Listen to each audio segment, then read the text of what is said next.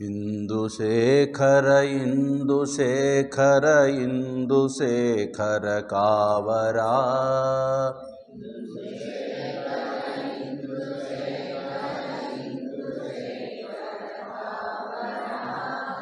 ఇందుశేఖర ఇందుశేఖర ఇందుశేఖర బ్రోవరా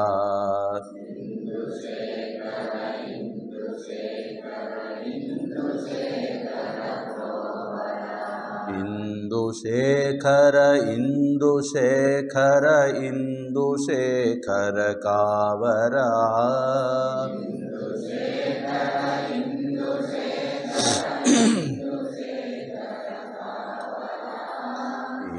ఇందుశేఖర ఇందుశేఖర ఇందుశేఖర బ్రోవరా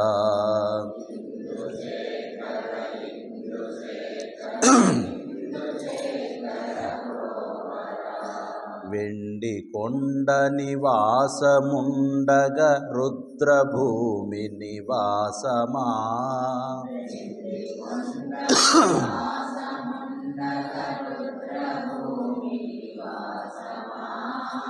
యక్షభటులు కుబేరులుండగ భిక్షమెత్తుట భావ్యమా యక్షభటులు కుబేరులుండగ పాహి అనగా బ్రోచు దేవర దేహి అనగా న్యాయమా పాహి కొంచెం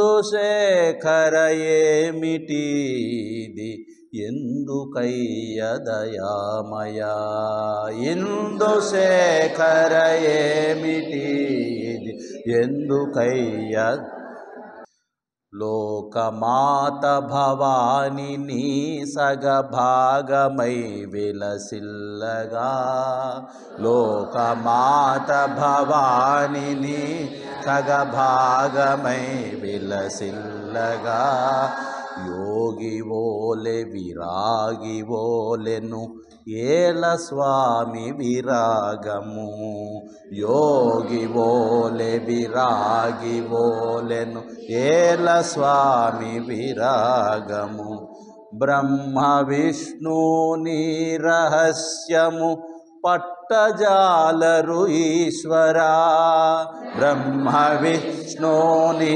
రహస్యము పట్టజాలరు ఈశ్వరా ఇందుశేఖర ఏమిటిది ఎందుకయ్య దయామయా ఇందుశేఖర ఏమిటిది ఎందుకయ్య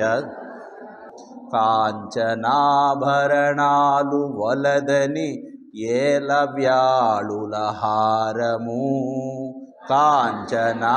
కాంచనాభరణాలు వలదని ఏల వ్యాళుల మృష్ట భోజనమారగింపక ఇష్టమాయ విషాన్నమే మృష్ట భోజనమారగింపక ఇష్టమాయ విషాన్నమే పూలగంధము వీడి బూడిద పూయనేల దయామయా పూలగంధము వీడి బూడిద పూయనేల దయామయ ఇందుశేఖర ఏమిటిది ఎందుకయ్య దయామయ ఇందుశేఖర ఏమిటిది ఎందుకయ్య దయామయ ఇందుశేఖర ఇందుశేఖర ఇందుశేఖర కావరా ఇందుశేఖర ఇందుశేఖర ఇందుశేఖర కావరా ఇందుశేఖర ఇందుశేఖర ఇందుశేఖర బ్రోవరా ఇందుశేఖర ఇందుశేఖర ఇందుశేఖర బ్రోవరా ఇందుశేఖర కావరా ఇందుశేఖర ఇందుశేఖర బ్రోవరా जय बोलो शंकर भगवान की जय। ओ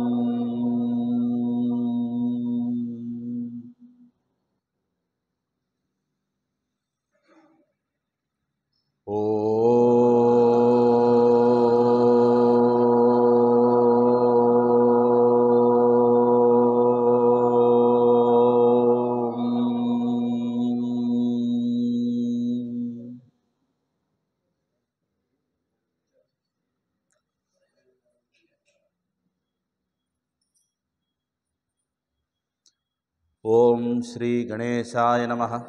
ओम श्री सरस्वत्यै नमः। ओम श्री गुरुभ्यो नमः। ओम समस्तजन कल्याणे निरतं करुणामयं नमामि चिन्मयं देवं सद्गुरुं ब्रह्मविद्वरं शारदा शारदां भोजवदनावदनाम्बुजे सर्वदा सर्वदास्माकं सन्निधिः सन्निधिं क्रियात्। श्रुतिस्मृतिपुराणानाम् आलयं करुणालयं नमामि भगवत्पादशङ्करं लोकशङ्करं सदाशिवसमारम्भां शङ्कराचार्यमध्यमाम् अस्मदाचार्यपर्यन्तां वन्दे गुरुपरम्पराम् वन्दे गुरुपरम्पराम्। ओम स्थापकाय च धर्मस्य सर्वधर्मस्वरूपिणे अवतारवरिष्ठाय रामकृष्णाय ते नमः।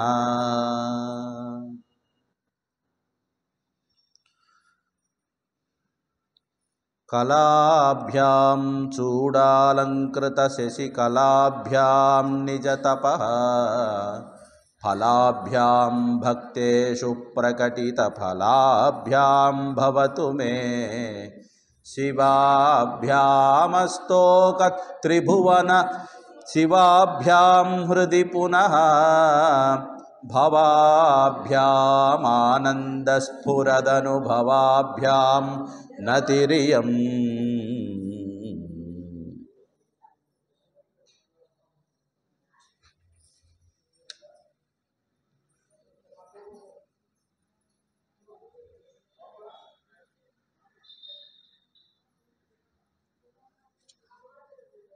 ఏమ్మా ఇటు చూడండి అమ్మా, ఎందుకు నవ్వుకుంటున్నారు? ఏమైంది? నాకు కూడా చెప్పండి, జోక్ నవ్వుతా.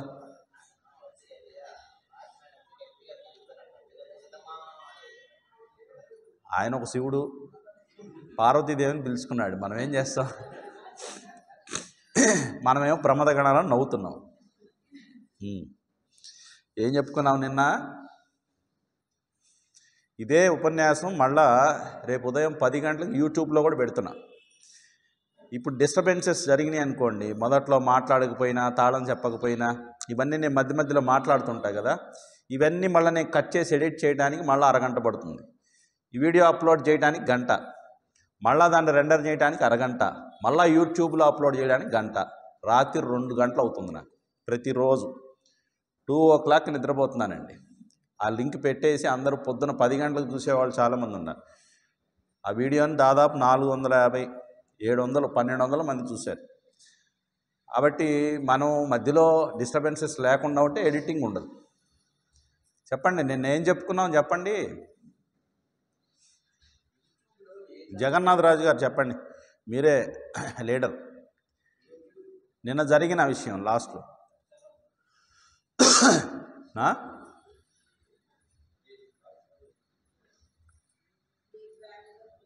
అమ్మా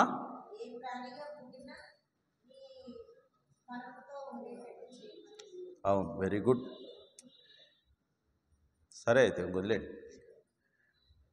మనకి ఏ జన్మ ఎత్తాలి అనేటువంటిది, ఇప్పుడు ఎలా మనం మనిషిగా పుట్టాము అనేటువంటిది, ఏ జన్మ ఎత్తాలి, ఇప్పుడు మనిషిగా ఎలా పుట్టాము అనేది కర్మ సిద్ధాంతం ప్రకారం ఆలోచిస్తే మనం చేసుకున్నటువంటి కర్మకి ఫలితంగానే మనం పుడతాం. దీంట్లో రెండు ఉన్నాయి అంశాలు. అత్యంత నీచాతి నీచమైన పాపపు కర్మలు చేస్తేనేమో అధోలోకాల్లో పుడతాడు. భూచరములు అంటే ఏమిటి? వానపాము, తేలు, మండ్రగబ్బ, పాము మొదలైనటువంటి విషపు జంతువుల్లాగా. అవునా?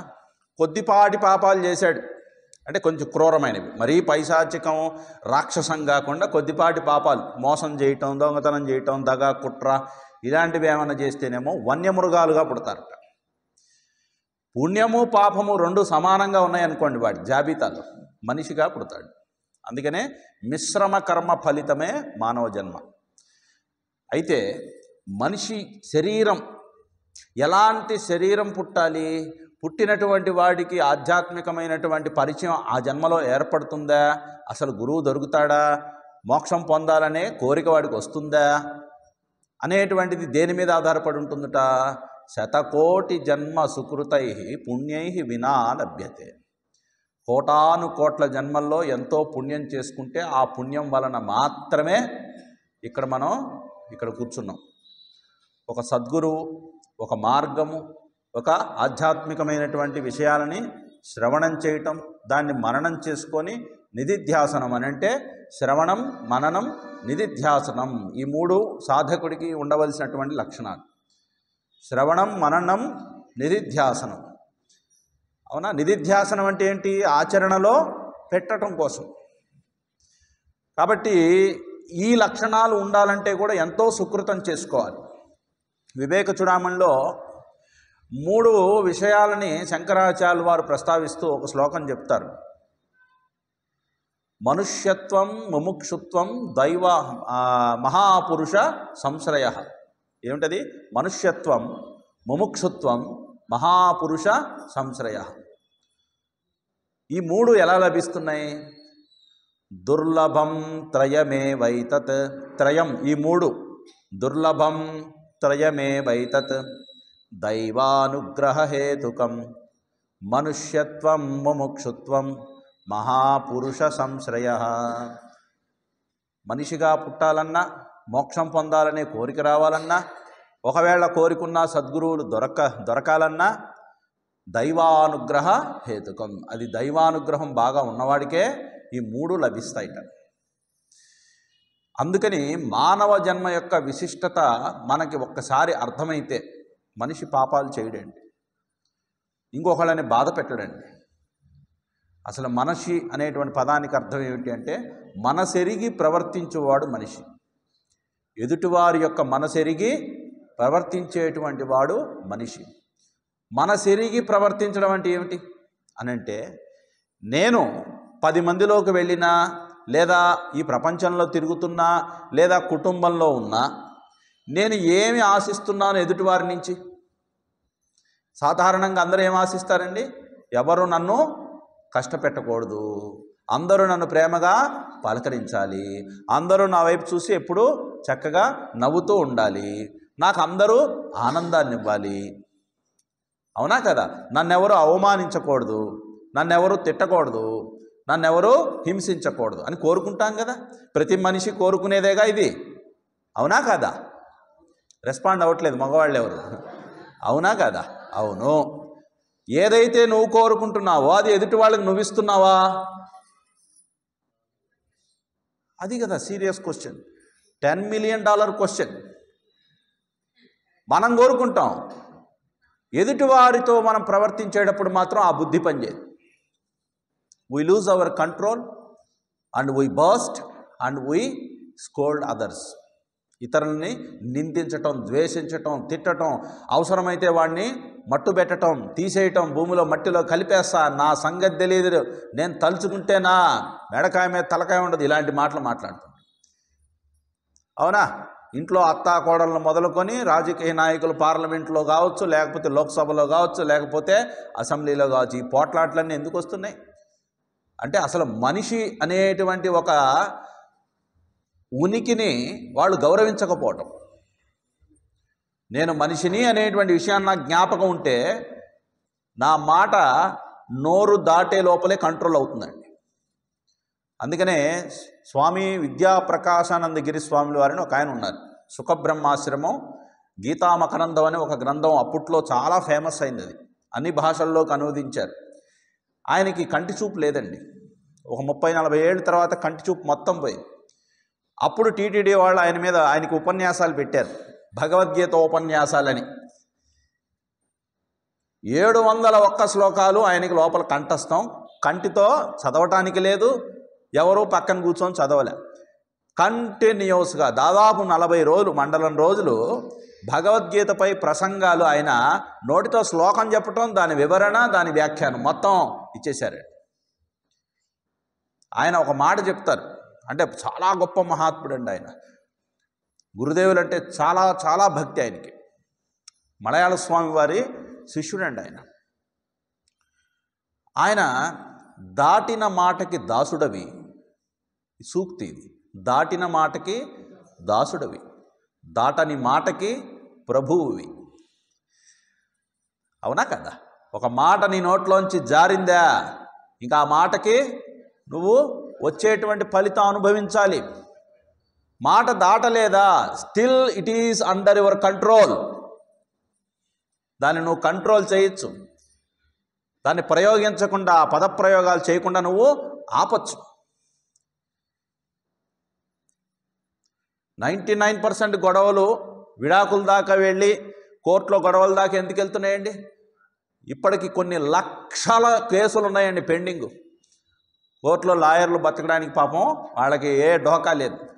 ఎందుకంటే ఈ కేసులు వాదించుకుంటుంటే ఈ వారసత్వాన్ని తర్వాత వాడి దగ్గర వాళ్ళ కొడుకు చదువుకున్నాడు అనుకోండి, వాడికి కూడా అందజేయచ్చు. ఒరే నేను ఈ కేసులు ఇంకా ఉన్నాయిరా వాదించాల్సి, నువ్వు చూసుకో అంటాడు. ఎందుకంటే ఒక్కొక్కటి 25 ఏళ్ళు 30 ఏళ్ళు పడుతుంది ఒక్కో కేసు కొలిక్కి రావాలంటే. అవునా? ఎందుకు వస్తున్నాయి ఇన్ని బాధలు, ఇన్ని కష్టాలు? అక్కడ దాకా ఎందుకు వెళ్తున్నాయి? భార్యాభర్తల మధ్య కూడా ఎందుకు వస్తున్నాయి? ఒకరినొకరు కావాలని ఇష్టపడే కదా వివాహం చేసుకున్నారు. కుటుంబంలో కూడా కడుపు చించుకొని పెట్టిన బిడ్డలు కూడా తల్లిదండ్రుల మీద కేసులు వేసిన వాళ్ళు ఉన్నారు ఆస్తి కోసం. రండి, మాట పెరిగిపోయి ద్వేషాలు పెంచుకొని పగతో రగిలిపోయి చివరికి సొంత వాళ్ళను కూడా చంపుకునే స్థాయికి కూడా ఎందుకు వెళ్తున్నారు? కేవలం ఒక మాట పరుషంగా మన నోట్లోంచి బయటికి వెళ్ళడం ద్వారా. నువ్వు ఎంత ఫోర్స్గా నువ్వు ఒక మాట వదులుతావో అంతే ఫోర్స్గా నీకు తిరిగి అటువైపు నుంచి కూడా అదే వస్తుంది. నువ్వు ప్రేమగా పలకరిస్తే ప్రేమ వస్తుంది, ద్వేషంతో పలకరిస్తే ద్వేషమే ఎదుటి వాళ్ళలోంచి వస్తుంది. ఎందుకంటే అందరూ మహాత్ములేం కాదు, ఇక్కడ అందరం మామూలమే, మానవులమే. కాబట్టి కర్మ అని అంటే మనం ఏదో చేత్తో ఏదో కొన్ని పనులు, కొన్ని దొంగతనాలు, లేకపోతే హత్యలు ఏవో చేస్తేనే పాపం అనుకుంటున్నాం. అదొకటే కాదండి. అసలు ఇంకా ఘోరమైంది ఏంటంటే మానసికంగా ఎదుటివాడి యొక్క కీడు మనసులో భావించినా కూడా పాపమే. అది కూడా కర్మ కిందే జత చేయబడుతుంది. కర్మ చేస్తేనే పాపం కాదు, లోపల సంకల్పించిన ఆలోచన చేసినా కూడా అది పాపమే. అది నీకు ప్రతిబంధకం అవుతుంది. జన్మ సాఫల్యం కాదు అలాంటి వాడికి. వాడు ఎన్ని జన్మలు ఎత్తినా ఆ పాపం పోయే వరకు మళ్ళా పుడుతూనే ఉండాలి. అందుకని మనకి హిందూ ధర్మాల్లో పాపము పుణ్యము అనేటువంటివి ఎందుకు పెట్టారు? నువ్వు అది చేస్తే పాపం వస్తుంది, ఇలా చేయొద్దు, గడప మీద నుంచోవద్దు, గోళ్ళు కొరకద్దు, జుట్లు ఎరబోసుకొని తిరగద్దు, ఇవన్నీ పాపాలండి, చేయొద్దండి అని ఎందుకు చెప్తున్నారు చెప్పండి? దాంట్లో సైంటిఫిక్గానూ ఒక రూల్ ఉంది. అవునా? మొన్ననే భోజనానికి వెళ్తుంటే మా నీరజమ్మ గారి ఇంట్లో ఎవరెవరో వస్తుంటారు పాపం. అందరికీ అమ్మ జుట్టు ఇరబోసుకొని రావద్దమ్మా, ముళ్ళు వేసుకొని రండమ్మా అని చెప్పారనుకోండి, పోమ్మా మీ ఇంటికే రావాలి ఏంటి అని రారు. కానీ నేను మాత్రం చెప్పేస్తా, వాళ్ళు ఏమన్నా నా దగ్గర రాకపోయినా పర్వాలేదు. అవునా? అన్నం తింటుంటే 4-5 సార్లు ఎంట్రుకలు వచ్చి నా దగ్గరికి వచ్చినాయి. అమ్మ ఎంట్రుకలు అమ్మ తీయండి అమ్మ అని నేను 2 సార్లు చెప్పాను. పొరపాటున అది ఉండ జుట్టుకుపోయి గొంతులోకి పోతే అండి ఎంత డేంజరస్సో తెలుసా? అది దానివలన ఎంతో ప్రమాదం జరుగుతుంది. కాబట్టి గోడు కొరుకోవద్దంటే గోడల్లో ఎన్ని సూక్ష్మక్రిములు ఉంటాయి, ఎంత బ్యాక్టీరియా ఉంటుందో మనకి తెలియదు. ప్రతి దాంట్లోనూ ఒక సైంటిఫిక్ రీజన్ ఉంది. కాబట్టి పాపము అని చెప్పారంటే దాని వెనక ఒక సైన్స్ ఉంది. పుణ్యము అని అంటే దాంట్లో నీకేదో మేలు జరుగుతుంది. ఈ రెండింటిని మనం అర్థం చేసుకుంటే జీవితానికి అతీతంగా ఏమి పాపపుణ్యాలు లేవు. జీవితంలో మనం ఆలోచించే ప్రతి ఆలోచన మొదలుకొని మనం చేసే ప్రతి కర్మలోనూ మనం పెట్టుకునే ప్రతి రిలేషన్లో కూడా ఇవి వ్యాపిస్తాయి. ఎంత జాగ్రత్తగా ఉన్నా, ఎంత ఎరుకతో ఉండి, ఎంత మాట అదుపులో ఉన్నా, మన చేతలు మన చెప్పు చేతల్లో ఉండి చాలా ఆచితూచి అడుగులు వేస్తూ జీవితం సాగించినా ఎక్కడో ఒక చోట పాపం జరుగుతూనే ఉంటుంది. తెలుసో తెలియకు. అందుకని శంకరాచార్యులు వారు పాపం సాధకులై ఉండి కూడా ఒకవేళ అలాంటి స్థితి కలిగితే అలాంటి వాళ్ళ కోసం కూడా ఒక ఉపాయంగా చెప్పారు. అవునా? ఒకవేళ పాపం ఆయనకి అన్వయం చేసుకున్నారు, ఎదుటి వాళ్ళకి అని చెప్పలేదు ఆయన.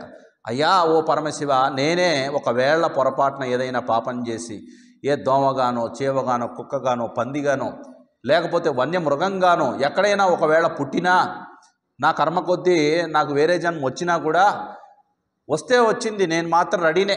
ఎందుకంటే నేను చేసుకున్న కర్మకే కదా ఫలితం ఇస్తున్నావు, కర్మఫల ప్రదాతవి నీవే కదా. కాబట్టి నాకు ఒకటి మాత్రం దాంతోపాటు నాకు ఏ ఉపాధి అయినా సరే, ఉపాధి అంటే తెలుసు కదా పదానికి అర్థం, ఉపాధి అని అంటే ఒక శరీరం. అవునా? నాకు ఏ ఉపాధి వచ్చినా పర్వాలేదు, కానీ తవ పాదాంభోజ స్మరణం, నీ పాదాలని నిరంతరము స్మరించేటువంటి నిశ్చలమైనటువంటి భక్తి మాత్రం నాలో చెదరకుండా నువ్వు అనుగ్రహించు, నువ్వు తలుచుకుంటే అవుతుంది అని చెప్పారు. అవునా? తర్వాత ఇదే కొనసాగింపుగా జన్మలు ఎలాగైతే వివిధ పశువు జన్మలు కీటకాల జన్మలు వస్తున్నాయో అలాగే మనిషిగా పుట్టినా కూడా అందరూ సన్యాసులు కాలేరు, అందరూ గృహస్థులు అవ్వాలని ఏమి లేదు, అందరూ బ్రహ్మచారులుగానే ఉండిపోరు.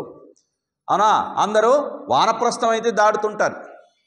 కాబట్టి ఏ వర్ణాశ్రమాల్లో ఏ ఆశ్రమము భగవంతుణ్ణి తలుచుకోవడానికి అర్హమైంది అనగానే అబ్బో సన్యాసం అయితే వాళ్ళంటే సర్వసంగ పరిత్యాగులు కదండి, కాబట్టి వాళ్ళు నిరంతరం భగవంతుణ్ణి స్మరించడానికి అవకాశం ఎక్కువ, వాళ్ళే నిజంగా జన్మ ధన్యం చేసుకున్నటువంటి వాళ్ళు అని, వాళ్ళంటే మహాత్ములండి అని వాళ్ళని ఒక పక్కన పెట్టేసి మనం ఎవరమండి అని మనల్ని మనం తక్కువ చేసుకుంటాం. ఆ బ్రహ్మచారి కావచ్చు, గృహస్థు కావచ్చు, వానప్రస్థు కావచ్చు. వివేకానందులు వారు ఏమన్నారు తెలుసా?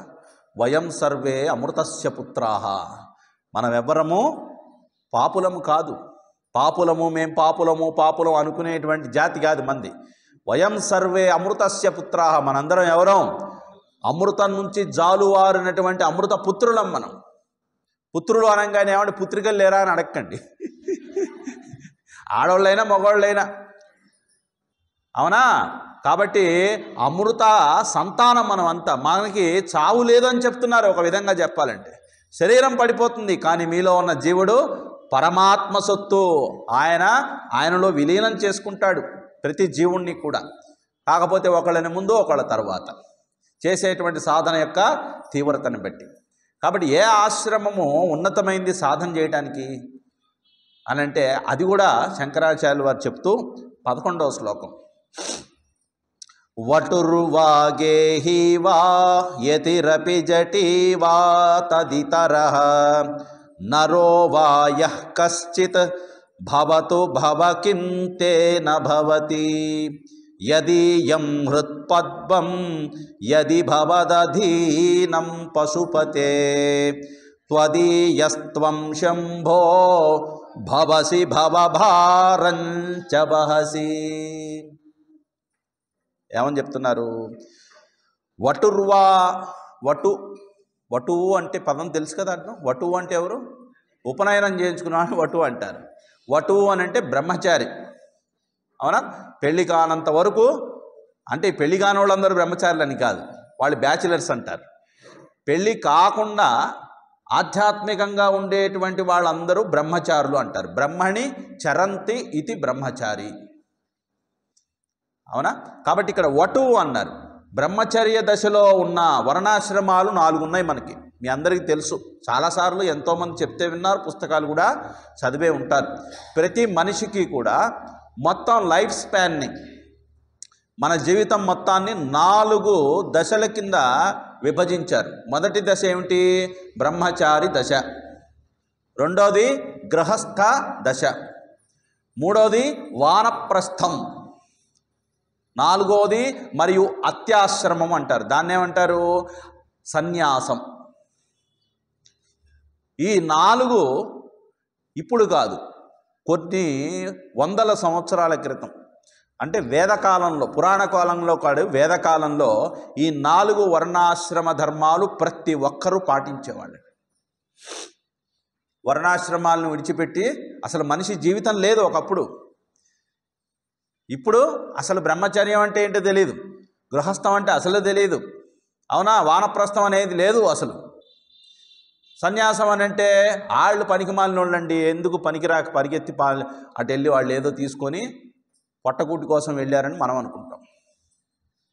అనుకునే వాళ్ళు ఉన్నారు, ఎక్కువ శాతం వాళ్ళే ఉన్నారండి. మమ్మల్ని చూస్తే అసహించుకునేవాళ్ళు, గేలి చేసేవాళ్ళు, తిట్టేవాళ్ళు, అనేక రకాలుగా మొహం ముడుచుకునేవాళ్ళు. రైల్లో ప్రయాణం చేసినప్పుడు తెలుస్తుంది. మాతో పాటు భక్తులు వస్తే అది వేరే, లేదనుకోండి మేము ఒక్కళ్ళం ప్రయాణం చేస్తే పెద్ద నరకమే, మీకు తెలియదు. అవును, చాలా ఏహ్యభావంతో చూస్తారు. ఎవరో ఆ ట్రైన్ మొత్తంలో, ఆ భోగి మొత్తంలో ఎవరో ఒకళ్ళు చూసినప్పుడు ఇలా అంటారనమాట. ఇంక మిగతా వాళ్ళందరూ అసలు పట్టించుకోరు, ఏదో అనుకుంటారు. పట్టించుకోవాలని మేమేం కోరుకోవడం లేదు, వాళ్ళకి అసలు చాలా చులకన భావన ఒక సన్యాసిని చూస్తే. కానీ ప్రతి ఆశ్రమానికి కొన్ని ధర్మాలు ఉన్నాయి, వర్ణాశ్రమ ధర్మాలు. బ్రహ్మచారిగా ఉన్నప్పుడు ఏం చేయాలి? బ్రహ్మచారిగా ఉండవలసినప్పుడు ఉండేటువంటి ఆ దశలో ఏం చేయాలి అనంటే, ఒకప్పుడు బ్రహ్మచారిగా తాను అడుగుపెట్టేటువంటి సమయం ఎప్పుడు అనంటే, బ్రాహ్మణుడైతే గర్భాష్టమం అంటారు.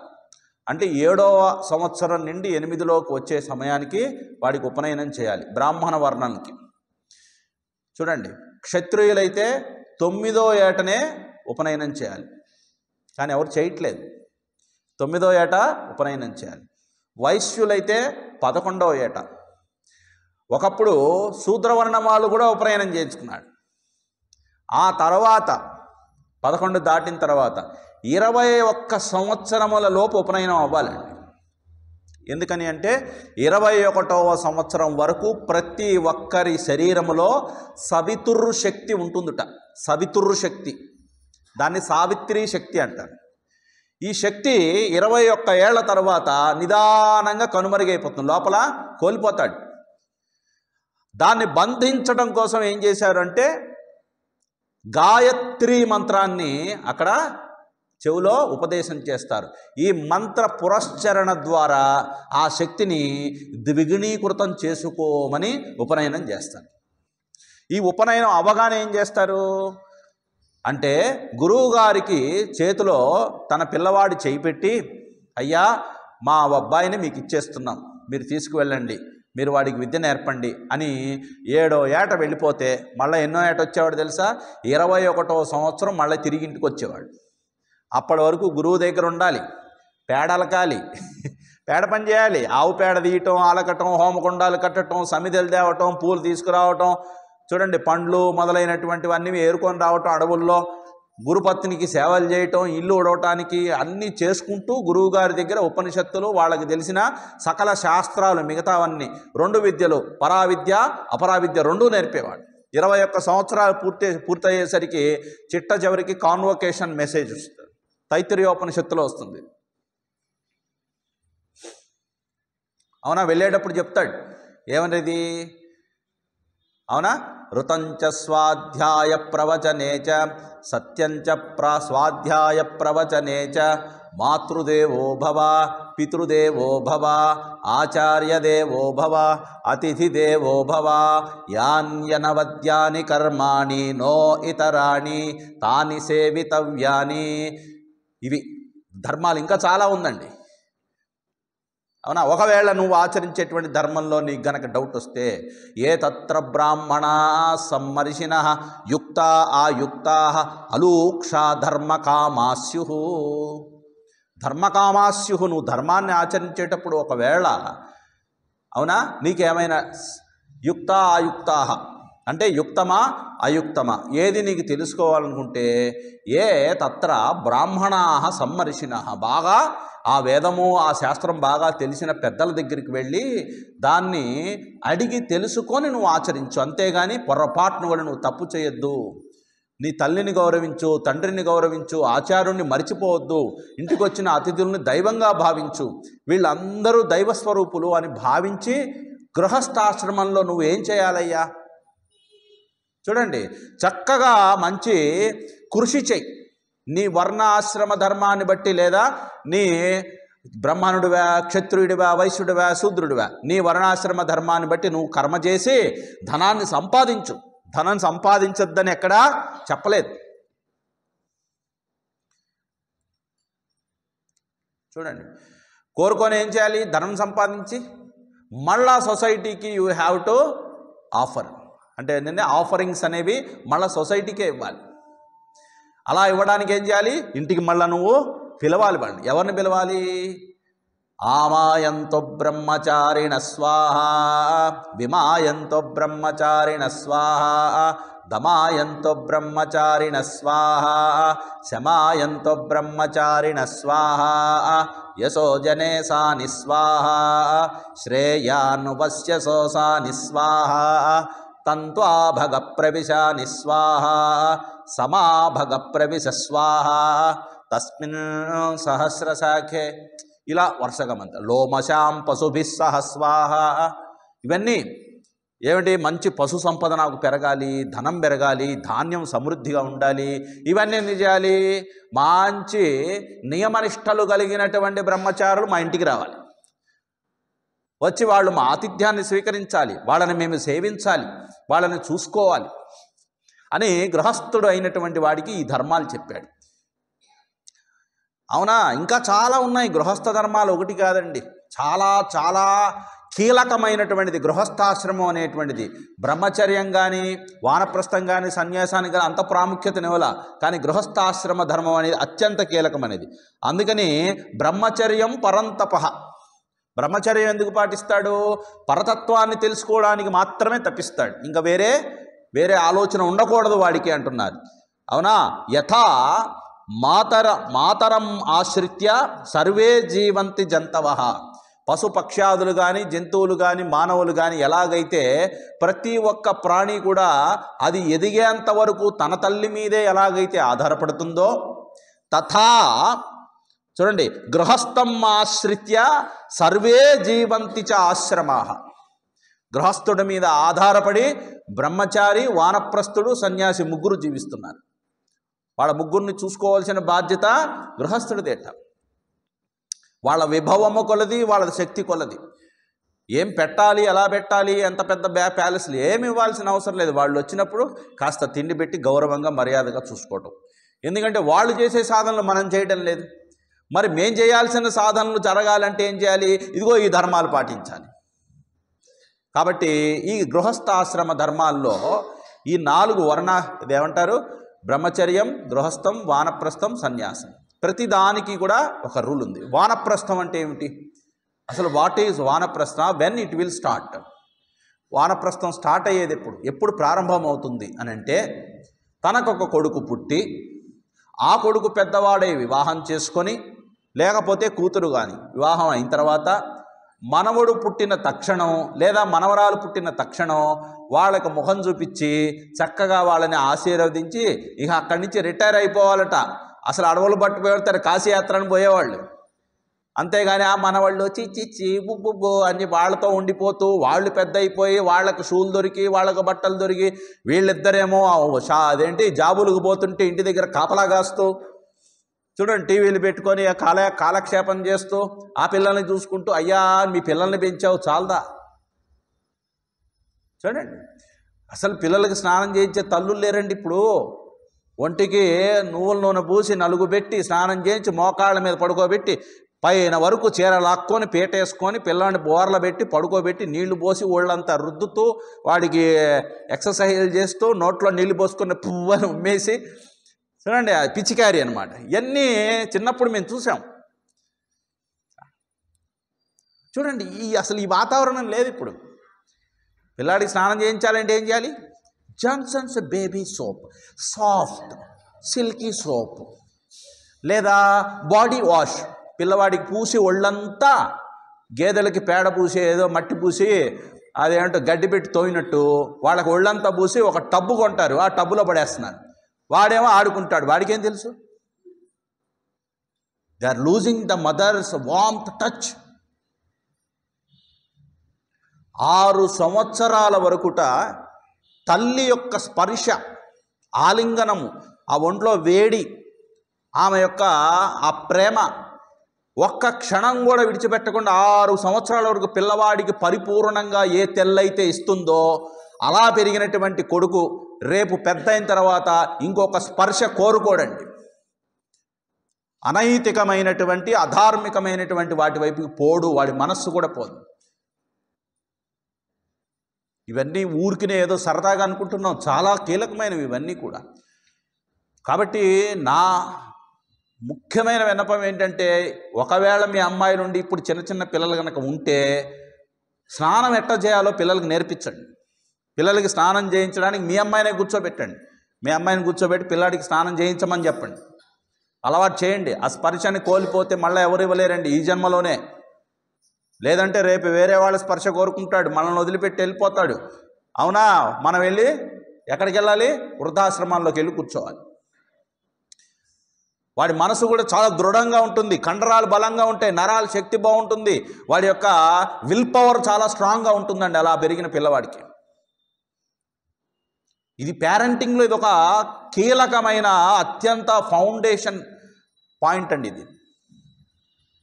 అవునా? కాబట్టి వానప్రస్థులుగా అయిన తర్వాత ఏం చేయాలి అంటే, అప్పటి వరకు జరిగినటువంటి పాపాలు తెలుసో తెలియకో ఏదైతే మనం ఒకవేళ పొరపాటున చేసుంటే ఆ పాపాలన్నీ పోగొట్టుకోవడం కోసం ఇక you have to retire from all activities. నిర్దాక్షిణ్యంగా నేను చేయను.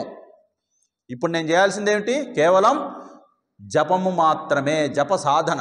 కంటిన్యూస్గా మాల పట్టుకొని జపం చేసుకుంటూ కూర్చోవాలి. దీనికోసం అడవులకి వెళ్ళాల్సిన పనిలే.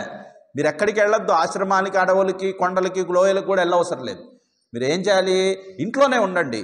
యూ కీప్ 1 రూమ్ ఆర్ ఒక రూమ్లోనే ఒక పక్కన ఒక బెడ్. ఎక్కువ మీకు ఇంట్లో పూజా మందిరం ఉంటే అక్కడ కూర్చోండి, లేదా పైన టెర్రస్ మీదకి వెళ్ళి కూర్చొని జపం చేసుకోండి. ఇంట్లో మీ పిల్లలకు వాళ్ళకి ఏదైనా డౌట్లు వచ్చాయా, ఏదైనా సంప్రదాయాల పట్ల ఆచరణల పట్ల ఏమైనా డౌట్లు వచ్చాయా, వాళ్ళకి క్లారిఫై చేయండి, వాళ్ళని గైడ్ చేయండి. అంతే. ఇన్వాల్వ్ అవ్వద్దు. గృహస్థాశ్రమ ధర్మంలోకి మళ్ళీ ఇన్వాల్వ్ కాకూడదని చెప్తున్నారు ఇక్కడ. It is not necessary to attend all the functions. అన్నిటికీ అటెండ్ అయిపోయారు, వాళ్ళకి ఆశీర్వాదం పంపండి, చక్కగా ఆశీర్వదించి వచ్చేయండి. ఆ డీజేలు పెట్టి, సౌండ్లు పెట్టి ఎగురుతూ పెళ్లి కొడుకులు పెళ్లి కూతుర్లు కూడా ఎగురుతున్నారు, పిచ్చుకొక్కలు ఎగిరినట్టు. ఇప్పుడు అసలు మర్యాద లేదు, పెళ్ళికి మర్యాద ఇవ్వట్లేదు. పంతులు గారు పాప మంత్రాలు చదువుతుంటే ఫోటోగ్రాఫర్ ఏం చేస్తాడు? ఏమంటే ఒక్క నిమిషం ఇప్పుడు ఏంటి నెత్తి మీద జీలకర్ర బెల్లం పడిందా? ధ్రువం తేరాజా వరుణో ధ్రువం దేవో బృహస్పతి ధ్రువం చైంద్రశ్చాగ్నిష్ట రాష్ట్రం ధాయతాన్ ధ్రువం.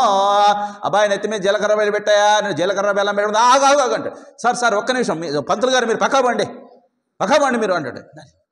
సార్ ఇటు చూడండి అంటాడు. ఆ పెళ్లి కూతురు పెళ్లి కొడుకు ఇద్దరు ఫోటోగ్రాఫర్ని చూస్తారు. ఏమండి జీలకర్ర బెల్లం పెట్టి ఎవరిని చూడాలండి? వరుడు వధువుని, వధువు వరుణ్ణి చూడాలి. ఇప్పుడు ఈ ఫోటోగ్రాఫర్ని చూస్తే ఎవరి పట్ల ఆకర్షణ కలుగుతున్నప్పుడు? అవునా కదా? మంత్రాలు అదేదో కల్లిపొల్లి మాటలు కాదు, పిచ్చి పిచ్చి శాస్త్రాలు కాదు, అవన్నీ కూడా చాలా పవిత్రమైనటువంటివి. కాబట్టి మ్యాక్సిమం శాస్త్రీయంగా నేను అడిగేది ఏంటంటే ఒక్కటే, మీరు ఒకవేళ అలాంటి ఫోటోలు తీసుకొని మెమరబుల్ అండి ఎప్పుడో నిలిచిపోయేవి కదా అని అనుకుంటే సశాస్త్రీయంగా ఒక గుళ్ళోనో లేకపోతే ఒక మండపంలోనో చక్కగా సింపుల్గా అందరి బంధువుల మధ్య, పుణ్య స్త్రీల మధ్య, పుణ్య బంధువుల మధ్య కూర్చోబెట్టి శాస్త్రీయంగా పెళ్లి చేయండి. తర్వాత కావాలంటే షూటింగ్ పెళ్లి చేసుకోండి మళ్ళీ. అప్పుడు కావాలంటే కట్టినట్టు యాక్షన్ చేయండి. అప్పుడు ఎన్ని కోట్లైనా ఖర్చు పెట్టి తీసుకోండి. కానీ ఇది జీవితానికి సంబంధించింది. ఆ మంత్రాల యొక్క ఆశీర్వాదం వాళ్ళకి లభించదు. మంత్ర అధిష్టాన దైవం చాలా చిన్నబుచ్చుకుంటుంది. వాళ్ళకి సౌభాగ్యము, సంతానము ఇవన్నీ కలగాలనే కోరుకుంటున్నా నేను. కానీ మనం ఆచరించాలి కదా, అవునా కదా? కాబట్టి ప్రతి దానికి కూడా ఒక అర్థం ఉంది, అర్థం ఉంది. పెళ్ళి అయిపోయిన తర్వాత అబ్బాయి ఇప్పుడు అరుంధతి నక్షత్రం చూపిస్తాం పదండి అబ్బాయి అంటాడు. ఇద్దరు కలిసిపోతారనమాట. అది పట్టపగలు అదిగో చూడండి అంటాడు. ఎక్కడ చూడాలి? అదిగోండి ఇటనవయా ఇంకెందుకని అంటాడు. పెళ్లి కొడుకు చేయి పట్టుకొని అలా చూపించాడు. ఇద్దరే కలిసి ఆకాశంలో ఒక తార అన్నట్టుగా ఇటు చూపిస్తాడన్నమాట. అక్కడేమి ఉండదు, వాడికి ఏం తెలియదు. ఎక్కడండి అరుంధతి నక్షత్రం? అయ్యా నాకే తెలియదు, నీకేం చెప్పాలంటాడు. అసలు విచిత్రం, ఒకప్పుడు పెళ్ళి 7 రోజులు జరిగేది తెలుసా మీకు? ఇంకా ఘోరాతి ఘోరమైనటువంటి విషయం ఏంటో తెలుసా? పెళ్ళికి ముందు ఒక రోజు ఉపనయనం చేస్తున్నారండి. పెళ్ళికి ముందు ఒక రోజు. వాడికి అప్పటికి 28 ఏళ్ళు. ఇందాక నేను చెప్పిన రూల్ ప్రకారం ఎప్పటి వరకు సవితురు శక్తి ఉంటుంది? 21 ఏళ్ళు దాటిన తర్వాత మీరు ఉపనయనం చేయకపోయినా పర్వాలేదు. అలంకారం కోసం తాడేసుకోవటం కాదండి, గుర్తుపెట్టుకోవాలి. అవునా?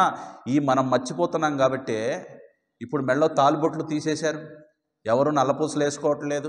ఏదో సరదాగా కాస్త ఒక చైన్ కనిపిస్తే చాలన్నట్టు ఉంటున్నారు. కాళ్ళకు మెట్టెలు పట్టీలు పెట్టుకోవట్లేదు ఎవరు. చేతులకు గాజులు ఉండడం లేదు. అవునా? ముఖాన్ని సింధూరం పెట్టుకోవట్లేదు. పాపిటిన చూడండి. ఇవన్నీ ఒక స్త్రీ ఎలా ఒక అమ్మవారిగా దర్శనం ఇవ్వాలి, ఒక పుణ్యస్త్రీగా ఎలా కనబడాలి, చూడగానే ఎదుటివారికి ఒక సద్భావన. అలా గడగానే కాళ్ళు చూడాలి, కాళ్ళు పసుపు పూసుకొని చక్కగా అమ్మవారు నడిచొస్తుందా అన్నట్టు అనిపించాలి. అలాగే మగవాళ్ళు కూడా వాళ్ళ ఆలోచనల తీరు ప్రతి స్త్రీని తన తల్లిగా భావించాలి. కేవలం తన భార్య తప్ప, తనకి భగవంతుడు ఇచ్చినటువంటి ఒక ధర్మపత్ని, ఆమె తప్ప ఇంకా అన్యమైనటువంటి వాళ్ళని ఎవరిని కూడా వేరే దృష్టితో చూడకూడదు. ఇవన్నీ ఎన్నో లోతైన ధర్మాలు. కాబట్టి ఇవన్నీ ఎంతో ఆలోచించి మనిషి యొక్క మనస్సు ఎంత పైశాచికమైందో, ఎంత పాశవికంగా ఉంటుందో అర్థం చేసుకున్న మహర్షులు వీళ్ళకి ఒక కట్టుబాటు ఏర్పాటు చేయకపోతే విచ్చలవిడితనం అయిపోయి పశువులు ఎలాగుంటున్నారో మనుషులు కూడా అంతకంటే ఘోరంగా తయారవుతారని భావించి ఈ నియమాలన్నీ మనకి ఇచ్చారండి. ఇవన్నీ నాన్ సెన్స్, ఇంకోటి ఏదో పదాన్ని ఉపయోగించి ఇప్పుడు శాస్త్రవేత్తలు, వైజ్ఞానిక శాస్త్రవేత్తలు కొట్టేస్తున్నారు.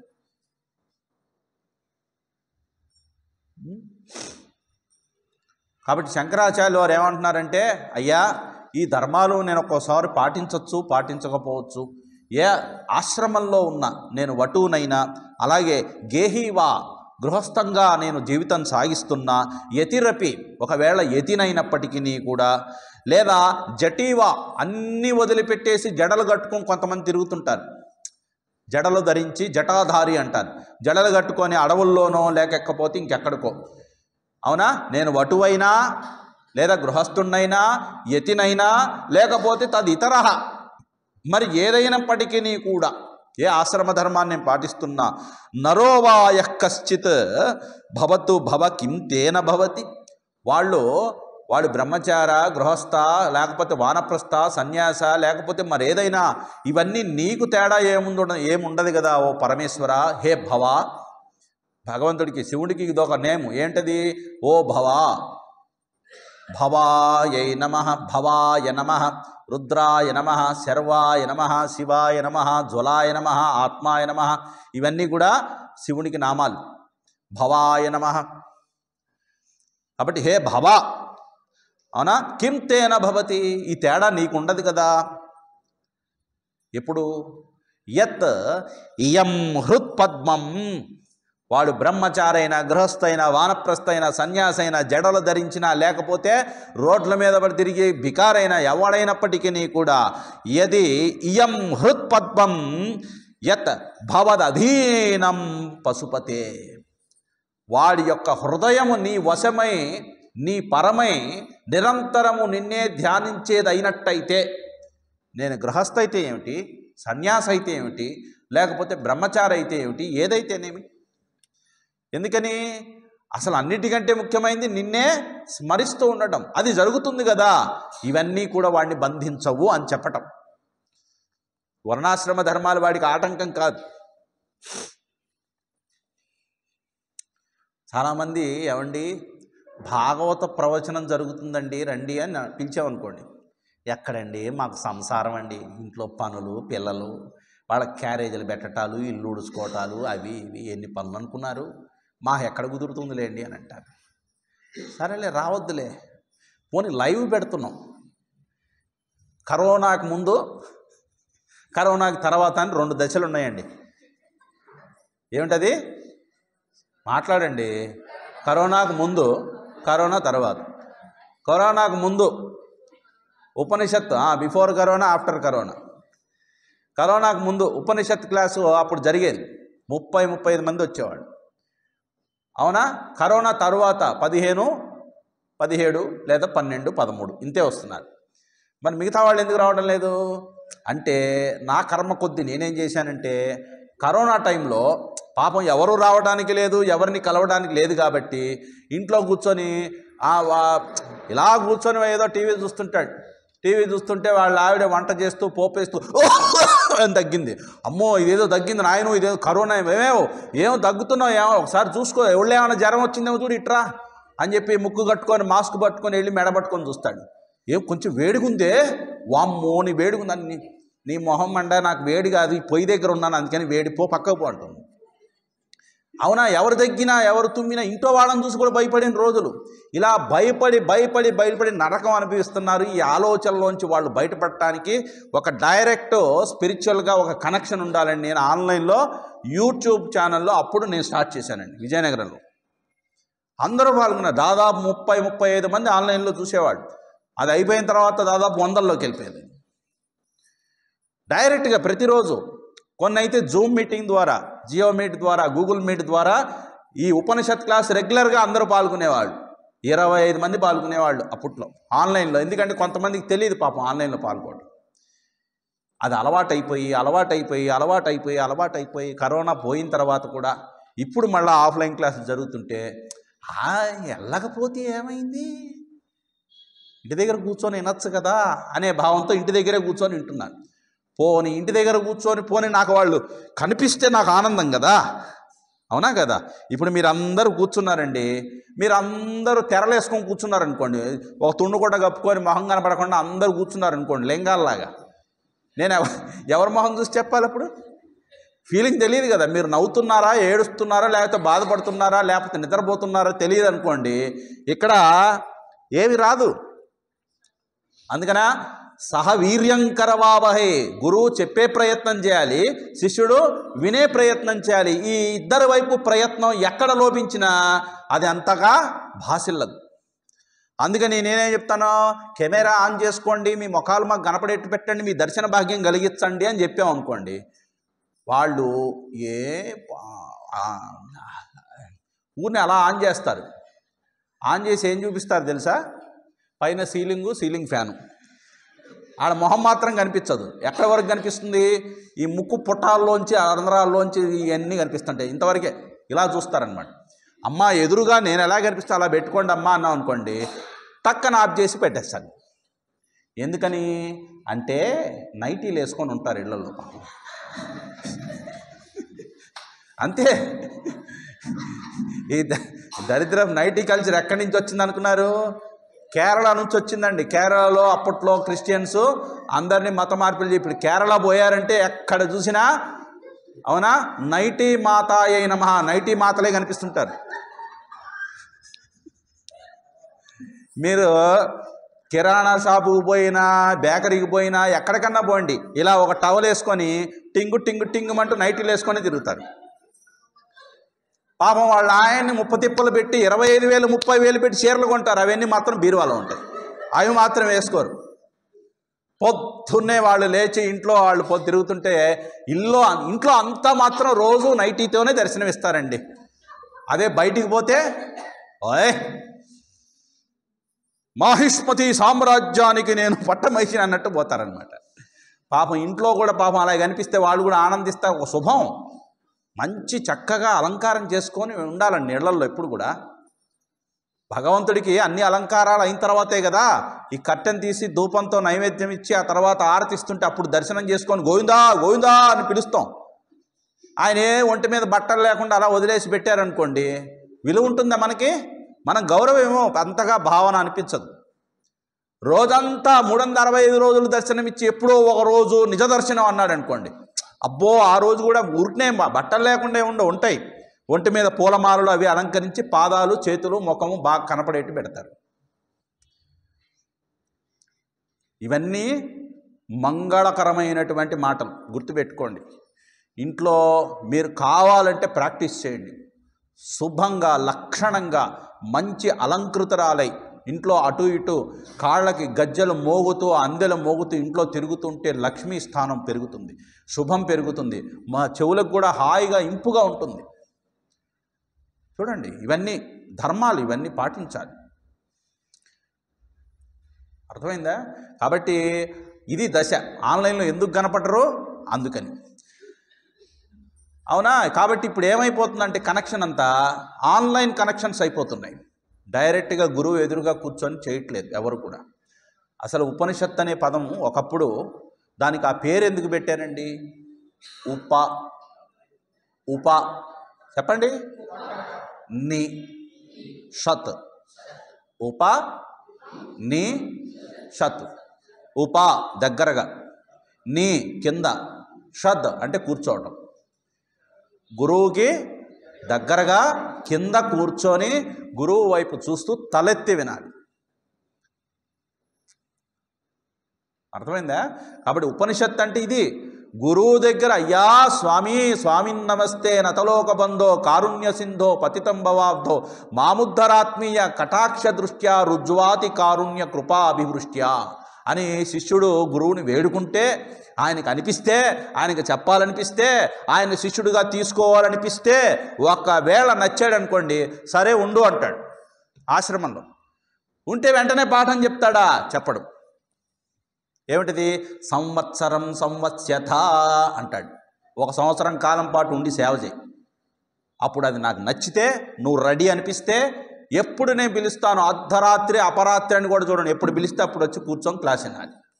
దానికంటే ఒక టైం లేదు పూర్వకాలంలో. అంత కష్టం, జటిలం. వేదాంతం నేర్చుకోవడానికి ఎంతో కష్టపడేవాళ్ళండి ఆ కాలంలో. ఇప్పుడు ఏముంది, అన్నీ ఆన్లైన్లో దొరికేస్తున్నాయి, అన్నీ యూట్యూబుల్లో ఉన్నాయి. కాబట్టి చులకన. అవునా? ప్రకృతిలో నీరు ఫ్రీ, గాలి ఫ్రీ. భూమి అంటే ఇప్పుడు మనం కొనుక్కుంటున్నాంలేండి, భూమి మీద నిలబడటానికి ఫ్రీనేగా. అవునా? ఆకాశము ఫ్రీ, నిప్పు ఫ్రీ, అన్నీ ఫ్రీనే. When everything is free we feel it is cheap. అందుకని డోంట్ గివ్ ఎనీథింగ్ ఫ్రీ. చివరికి భోజనం కూడా 1 రూపాయి అన్నా తీసుకోండి, ఏదైనా సరే తప్పేం లేదండి. ఫ్రీ అన్నాగానే వాడికి దానికి విలువ లేదులే అనుకుంటాడు. వాడి మైండ్ సెట్ అలా ఉంటుంది. అదే 1,00,000 రూపాయలు అన్నాం అనుకో, 1,00,000 రూపాయలంటే ఆ సరుకు ఉంటుందో విషయం ఉండే ఉంటుంది వాళ్ళ దగ్గర, లేకపోతే అంతెందుకు పెడతారు అని చెప్పి 1,00,000 పెట్టి ఖర్చు పెట్టుకొని మరి చేయించుకుంటారు. అవునా? కాబట్టి భగవంతుడు మనకి ప్రకృతిని ఎలాగిచ్చాడో దాని పట్ల ఈ చులకన భావన లేకుండా దాన్ని ఆరాధించి అనుగ్రహం పొందండి అని భగవద్గీత చెప్పింది. ఏమంది? ఆరాధించి అనుగ్రహం పొందండి. దాన్నే యజ్ఞ భావన అన్నాడు. యజ్ఞ భావన. ప్రకృతిని మీరు ఆరాధించండి, ప్రకృతి మిమ్మల్ని అనుగ్రహిస్తుంది. అవునా కదా? కాబట్టి మనం ఒక్కటే గుర్తుపెట్టుకోవాలి, మన ప్రవర్తన సరళి ఏదైతే ఉన్నదో ఇది ధార్మికంగా గనక లేకపోతే మనకి భగవంతుడి మీద భక్తి రాదంటే రాదు. ఇంతకుముందే చెప్పాను నిన్న కూడా, భగవంతుడి మీద భక్తి ఎప్పుడు వస్తుంది? మనసు స్వచ్ఛంగా ఉంటే వస్తుంది. మనసు స్వచ్ఛంగా ఎప్పుడవుతుంది? నువ్వు ధర్మాచరణ చేయడం ద్వారా మాత్రమే మనసు పవిత్రమవుతుంది. ఉత్తనే పవిత్రం కాదు. గంగలో మునిగితే రాదు, మహాత్ముడు పాదాలు పట్టుకొని కాళ్ళు గడిగి నోట్లో పోసుకున్నా రాదు. ఎన్ని భగవద్గీత కాదు, భాగవతం కాదు, రామాయణం పుస్తకాలు తల కింద పెట్టుకొని దిండులాగా పెట్టి పడుకున్నా కూడా వెంట్రుకలకు కూడా జ్ఞానం రాదు. ఎంతోమంది మహాత్ముల మీద దర్శించాం, ఎన్ని దర్శించినా నీకేం రాదు. Unless or until you clean your mind. మనసుని పరిశుద్ధం చేసుకోనంత వరకు మనం ఏది విన్నా అదంతా వృధానే. మాతాజీ చెప్తారు, చక్కటి ఎగ్జాంపుల్. ఇప్పుడు అందరం వింటున్నాం, కానీ ఎవరికి నిజంగా నిలుస్తుంది, ఎవరికి నిలవదు. ఎవరైతే తాపత్రయాల చేత నిత్యం దహించుకుపోతూ ఉంటారో. తాపత్రయాలంటే ఏంటి? తాపత్రయాలు ఏమండి? అదొకటి. ఈషణత్రయాలు ఇంకోటి, ధనేషణ, దారేషణ, పుత్రేషణ. ఈషణత్రయాలు, తాపత్రయాలు. అలాగే కామక్రోధాది అరిషడ్ వర్గాలతో ఎవరి మనసు అయితే నిత్యము కూడా ఉడికిపోతూ తప్పించుకుపోతుందో అలాంటి వారి యొక్క పరిస్థితి ఒకదాంతో పోల్చారు. పవిత్రమైన మనసును ఇంకో దానితో పోల్చి ఒక చిన్న ఉపమానం చెప్తారు. వేడి వేడి అట్లు పోసుకునే పెన్నం ఉంటుంది కదా, మీరు పెన్నమేనా అనేది? అమ్మయ్య, అదొక్కటి కలిసింది. పెన్నం వేసి దాని మీద బాగా పిండి కలిపి దాని మీద వేసి దోశ వేసుకుంటాం. ఇలా దోశ వేయంగానే ఏమవుతుంది? అంటుంది కదా. ఇప్పుడు భగవంతుడు లేదా గురువు నీకు ఇచ్చేటువంటి బోధ నీళ్ళు అనుకోండి. పెన్నం మీద నీళ్ళు చల్లితే ఇలా ఆవిరైపోతుంది. అదే నీరు ముత్యపు చిప్పలో పడితే వరేవా. ఇప్పుడు మనం పెన్నాలమా ముత్యపు చెప్పలమా? అది నేనైతే డిసైడ్ చేయను, ఎవరికి వాళ్ళు ఆలోచించుకోవాలి. అందుకని చెప్తున్నారు, మనసు పవిత్రం అవడం అని అంటే ఏ విషయం పట్ల నాకు రాగము లేదు, ఏ విషయం పట్ల నాకు ఏ రకమైనటువంటి ద్వేషభావన లేదు. అందుకనే భగవద్గీతలో ఎంతో సాధన చెప్పినా సింప్లిఫై చేసి ఒకే ఒక్క మాటలో ఏం చెప్పాడు అనంటే, రాగద్వేష వియుక్తైస్తు విషయానింద్రియైశ్చరన్ ఆత్మవశ్యైరే విధేయాత్మ ప్రసాదమధిగచ్చతి. ఎవడి మనసు ప్రశాంతమవుతుంది? రాగద్వేష వియుక్తైస్తూ, రాగద్వేషాలని విడిచిపెట్టి, విషయాన్ ఇంద్రియైశ్చరన్. ఎందుకంటే విషయాలు వదిలిపెట్టి మనం జీవించలేం. విషయాల్లో తిరుగు, కానీ రాగద్వేషాలు వదిలిపెట్టి నువ్వు విషయాల్లో ఎంత పనైనా చెయ్యి. ఆ సంచారం చేసేటప్పుడు ఎలా ఉండాలి? ఆత్మవశ్యై విధేయ ఆత్మ. ఆత్మభావంతో, ఆత్మస్పృహతో, ఆత్మతత్వాన్ని స్మరిస్తూ నువ్వు పనిచేయి. అలాంటి వాడు ప్రసాదం అధిగచ్చతి, మనసు ప్రసన్నతని పొందుతాడు. ఆ ప్రసన్నత పొందినటువంటి వాడికే ఆధ్యాత్మికమైనటువంటి బోధలు బుద్ధిలో నిలుస్తాయి. అర్థమైంది కదా? కాబట్టి భక్తి ఉండాలా? ఎలా వస్తుంది? ఎక్కడి నుంచి వస్తుంది అని అంటే అది పెంచుకుంటే వస్తుంది. సహజంగా ఎవరి నుంచో చూస్తే కాపీ కొట్టేది కాదు ఇది, లేదా మార్కెట్లో కొనుక్కునే వస్తువు కాదు ఇది. ఆర్భాటం కోసం చేసేది భక్తి కాదండి. తన జన్మ చరితార్థమై జన్మ సాఫల్యం పొందాలి అని అనుకుంటే ఈ భక్తి భావనని పెంచుకునే ప్రయత్నం చేయాలి. పెంచుకోవాలి అంటే ఒక పక్క తెంచుకోవాలి. ఏం తెంచుకోవాలి? పాపపు పంకిలాన్ని తెంచుకోవాలి, భగవత్ ప్రేమని పెంచుకోవాలి. అప్పుడు కానీ భగవంతుని యొక్క పాద పద్మాలని లేదా భగవంతుణ్ణి శరణాగతిని పొంది నిత్యం ఆయన్నే మనం స్మరించాం. కాబట్టి యది హృత్పద్మం తవదధీనం ప్రభో, నీ పాద పదముల యందు వాడి యొక్క హృదయ పద్మం వశమై అధీనమై గనక ఉంటే, అవునా, భవసి భవభారంచ వహసి, అప్పుడు నువ్వేమవుతావు? భవభారంచ వహసి భవతి, వారి యొక్క భారాన్ని యావత్తు నువ్వు తీసుకొని మోస్తావు, నువ్వే వాళ్ళని నడిపిస్తావు. వాళ్ళకి అసలు ఆ సంసారం కానీ, గృహస్థం కానీ, వానప్రస్థం, బ్రహ్మచర్యం ఏది కష్టం అనిపించదు. వాళ్ళ జీవితం ఎలా సాగిపోతుంది? నువ్వు నడుపుతున్నావు కాబట్టి నడుస్తుంది. వాళ్ళు కూడా ఎలా ఉంటారు? స్వామి నువ్వే నాకు నడుపు, నువ్వే నన్ను నడుపు. అర్జునుడు తనకి కురుక్షేత్రంలో రథాన్ని నడపమని కృష్ణుడికి ఇచ్చినట్టు. చూడండి, దుర్యోధనుడు అర్జునుడు కృష్ణుడి దగ్గరికి వెళితే కోరుకున్నది అర్జునుడు ఏం కోరుకున్నాడు? దుర్యోధనుడు ఏం కోరుకున్నాడు? దుర్యోధనుడేమో అక్కడున్న సైనిక బలం, చతురంగ బలాన్ని కోరుకున్నాడు. కానీ అర్జునుడు నాకు అవేమీ వద్దు, నువ్వు నాకు తోడుండు అన్నాడు. కాబట్టి ప్రపంచంలోని దేన్ని కోరుకోవాలి? అవన్నీ ఒక్కటి మాత్రం గుర్తుపెట్టుకోండి, మీరు ఏదేదో కోరుకొని ఏదేదో పొందాలని మీరు అనుకుంటున్నారు కదా. అందరికీ ఉంటుంది కోరిక, నాకు కూడా ఉంటుంది. నువ్వు ఏది కోరుకున్నా కోరుకోకపోయినా నీకు రావాల్సింది వస్తుంది, పోవాల్సింది పోతుంది. ఇంకెందుకు కోరుకోవటం? రాసింది కదా, ఇట్ ఈజ్ ఇన్ నసీబ్.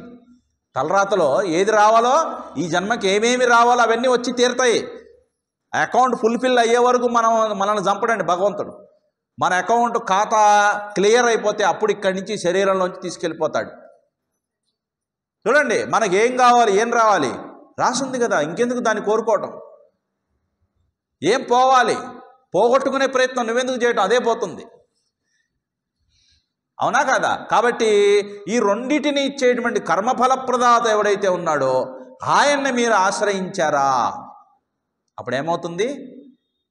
నీ యొక్క సంసార భారం అంతా కూడా ఆయనే మోస్తాడు, భగవంతుడు చూసుకుంటాడు. ఎందుకని నమే భక్త ప్రణశ్యతి. నిన్న మనం చెప్పుకున్నాం, తన భక్తుడు అధోగతి పాలవుతుంటే చూసి బాధపడతాడు భగవంతుడు. వాడు అధోగతి పాలు కాకూడదు. వాడు ఈ భక్తి భావనతో వాడి జీవితం జన్మ చరితార్థమయ్యే విధంగా నేను వాడి యొక్క భారాన్ని నేను మోస్తాను. యోగక్షేమం వహామి అని భగవంతుడే హామీ ఇచ్చాడు కదా. దాని మీద మన నమ్మకం ఉండాలా లేదా? ఉండాలి. అందుకనే శాస్త్రస్య గురువాక్యస్య సత్యబుద్ధి అవధారణం సా శ్రద్ధ కథితాభ. శాస్త్రమునందు గురువాక్యమునందు శ్రద్ధ ఎవరికైతే ఉంటుందో, ఆ సత్యబుద్ధి అవధారణ ఉంటుందో వాడికే నిజమైనటువంటి శ్రద్ధ, విశ్వాసం, భక్తి వాడికి ఉంటాయి. అవునా? తర్వాత చూడండి, కొందరు మరి ఈ గృహస్థాశ్రమ ధర్మాలు పాటించకుండా కొంతమంది ఏం చేస్తారంటే, ఈ పెళ్ళిళ్ళు పెటాకులు ఇవన్నీ చేసుకొని మనకు ఎక్కడ కుదురుతుందిలేండి, మళ్ళీ కష్టపడాలి, వాళ్ళని పోషించాలి. ఒకప్పుడు వేరు, ఇప్పుడు అయితే చాలా కష్టం. ఇప్పుడు పెళ్లి చేసుకున్నారనుకోండి, ఆ పెళ్ళి తర్వాత పిల్లలు పుట్టి వాళ్ళకి డైపర్లు కొనా, వాళ్ళకి అది కొనా, ఒక స్కూల్లో చేర్పించాలంటే ₹1,00,000 కట్టాలి. రిక్షా దొక్కునేవాడు కానీ, ఆటో దొరుకునేవాడు కానీ. ఇప్పుడు చదువు చెప్పించడం పెద్ద కాస్ట్లీయెస్ట్ థింగ్ అండి. ఒకవేళ రోగం వచ్చిందే హాస్పిటల్ చుట్టూ తిరిగితే ఇల్లంతా అమ్ముకోవాల్సిందే. అవునా కదా? అందుకే ఇంగ్లాండ్ పెద్ద పెద్ద దేశాల్లో విద్యా వైద్యం 2 ఫ్రీ అండి. అక్కడే రూపాయి తీసుకోరండి. ఒక పిల్లవాడు పుట్టబోతున్నా అంటే ముందుగా అక్కడ లోకల్ ఒక ఆఫీస్ ఉంటుంది, అక్కడ వాళ్ళు రిజిస్టర్ చేయించుకోవాలి. అక్కడ లింగ నిర్ధారణ ముందే చేస్తారు. పేరు ముందే పెట్టాలండి. పేరు ముందే పెట్టాలి. పెట్టిన పేరు రిజిస్టర్ చేసుకుంటే వాడికి ఆ జోన్లో ఏ హాస్పిటల్కి వెళ్ళాలి, ఏ స్కూల్కి వెళ్ళాలి, ఏ కాలేజీకి వెళ్ళాలి, వాడి ఎడ్యుకేషన్ పూర్తయ్యే వరకు ఏ దాన్ని ఏమంటారు కనెక్షన్స్తో వాడు అక్కడ ఉండాలో ముందుగానే నిర్ణయించేస్తారు. కాబట్టి ఇంకా అక్కడ విద్యా వైద్యం 2 ఫ్రీనే. సగం భారం తగ్గిపోయింది. అది ఇప్పటికి సాధ్యం కాదనుకోండి మన ఇండియాలో. అది లేకపోతే అసలు ఎకానమీనే లేదు మన వాళ్ళకి. అవునా కదా? కాబట్టి గృహస్థాశ్రమ ధర్మాన్ని పాటించటం మహా కష్టం. అది ఒక పెద్ద తపస్సు లాంటిది.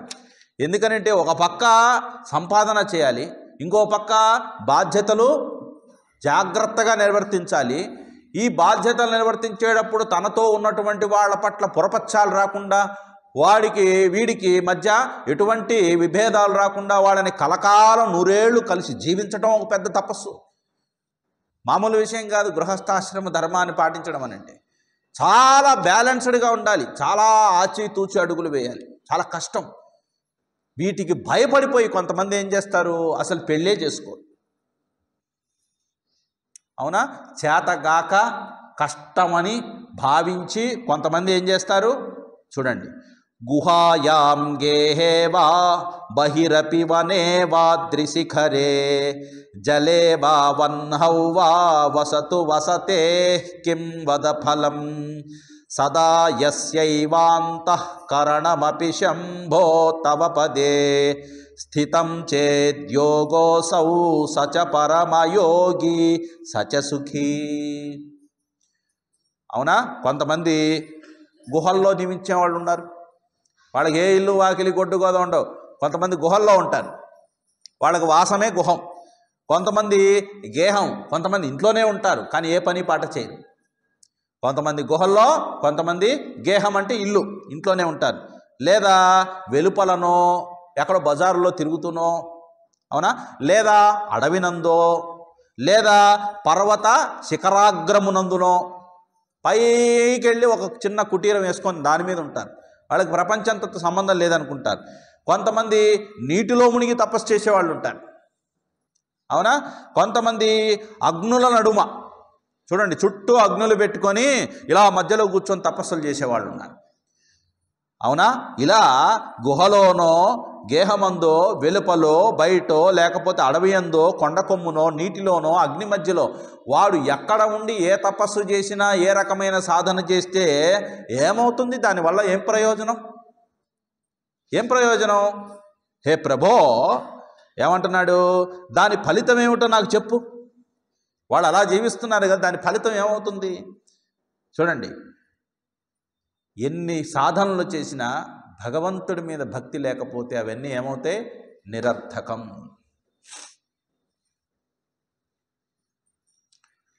మనకి దీంట్లోనే గురుస్తుతి ఒకటి ఉంది. దీంట్లో మనకి చాలా అద్భుతమైంది. మీరు గురువష్టకం అని ఒకటి ఉంది.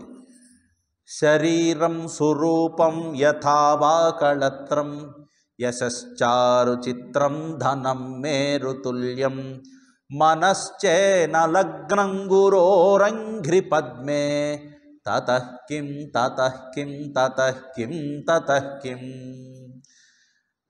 శరీరం సురూపం యథావాకళత్రం. తన భార్య మంచి అందగాడు, మంచి దృఢమైన శరీరం ఉంది, మంచి అందమైన భార్య ఉన్నది, అవునా? యశశ్చారు చిత్రం, మంచి కీర్తిని కూడా పొందాడు. ధనం మేరుతుల్యం, కోట్లు గడించాడు ఒకడు. మనః గురోః అంఘ్రి పద్మే న లగ్నం చేత్.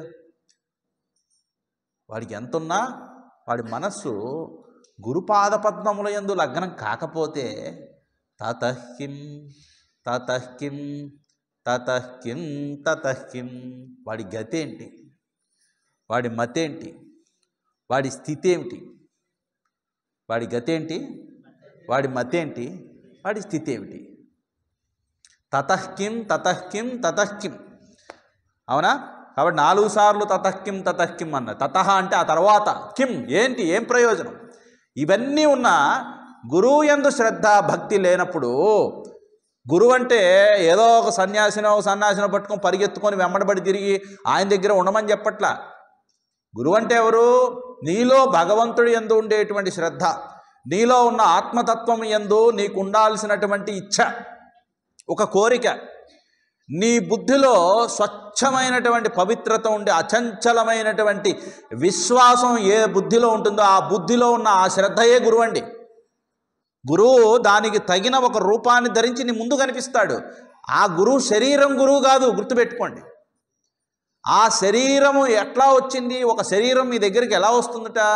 మీలో ఉన్నటువంటి శ్రద్ధకి ప్రతిరూపంగా ఒక శరీరం ఈశ్వరుడు పంపిస్తాడు. గురువు కోసం మనం వెతకాల్సిన పని లేదు. నీలో అచంచలమైన శ్రద్ధ ఉంటే ఆ శ్రద్ధారూపంలో ఉన్నది గురువే. యా దేవి సర్వభూతేషు శ్రద్ధారూపేణ సంస్థిత నమస్తస్యై నమస్తస్యై నమస్తస్యై నమో నమః. శ్రద్ధ రూపంలో ఉన్నది ఎవరు? అమ్మవారి. అమ్మవారు అంటే ఎవరు? గురుస్వరూపం, అవునా? కాబట్టి షడంగాది వేదో ముఖే శాస్త్ర విద్య కవిత్వాదిపద్యం సుపద్యం కరోతి. షడంగాది వేదో ముఖే శాస్త్ర విద్య. ఒకడు మహాపండితుడు, షడంగము అది కవిత్వము పద్యము గద్యము అన్నీ చెప్పగలడు. ఎన్నున్నా గురువు మీద భక్తి లేకపోతే వాటి వల్ల ఏం ప్రయోజనం?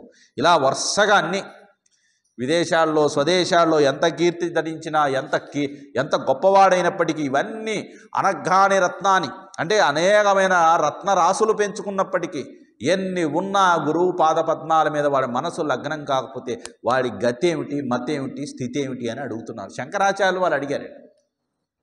ఇక్కడ అదే విషయాన్ని ఇక్కడ ఏమంటున్నారు? ఎవడు ఎక్కడ ఉండి ఏం చేసి ఎన్ని రకాల సాధనలు చేస్తున్నా వాళ్ళు ఎందుకు అలా ఉంటున్నారో, దేనికోసం అగ్నుల మధ్య కూర్చొని తపస్సు చేస్తున్నారో, నీళ్లలో మునిగి కుంభకం చేసి ప్రాణబంధం చేసి ఎందుకు తపస్సు చేస్తున్నారో ఆ ఫలితం ఏమిటో నాకు అర్థం కావట్లేదు పరమేశ్వర. వాళ్ళ అంతఃకరణము నీ యందు లగ్నమై గనక ఉంటే వాడు ఏం చేసినా కూడా అది చెల్లుతుంది. అంతఃకరణం అంటే ఏంటి?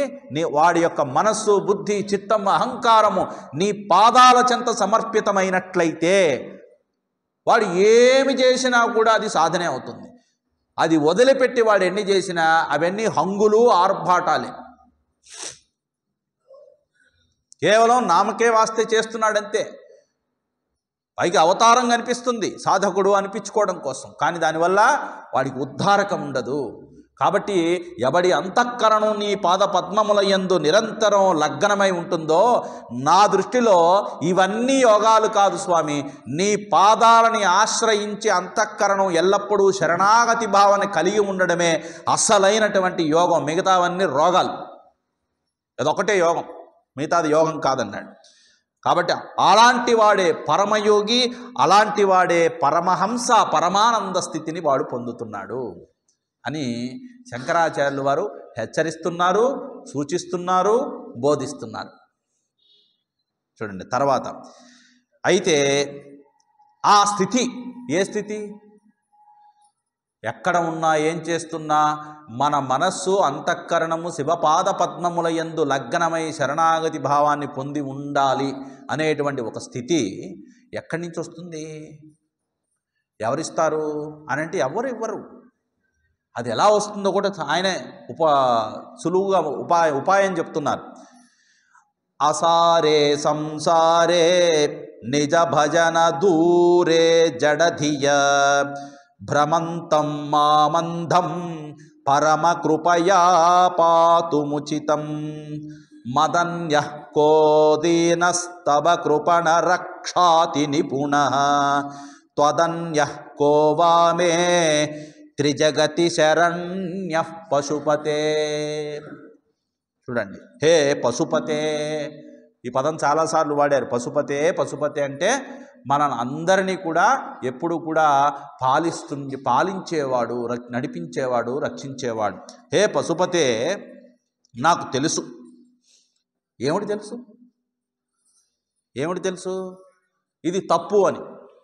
అయినా నేనేం చేస్తున్నాను? గోతులోనే పడుతున్నా. తెలుసు, కానీ గోతులో పడుతున్నాం. ఎవరికి? మనందరికీ. అవునా? ఏమిటది? ఏం తెలుసు? అసారే సంసారే. అసారే, సారం అంటే ఏంటి? ఏదో సుఖం ఉందని, ఏదో దాంట్లో ఏదో ఉందని. సారం అంటే సుఖము, ఆనందము, సంతోషము, తృప్తి.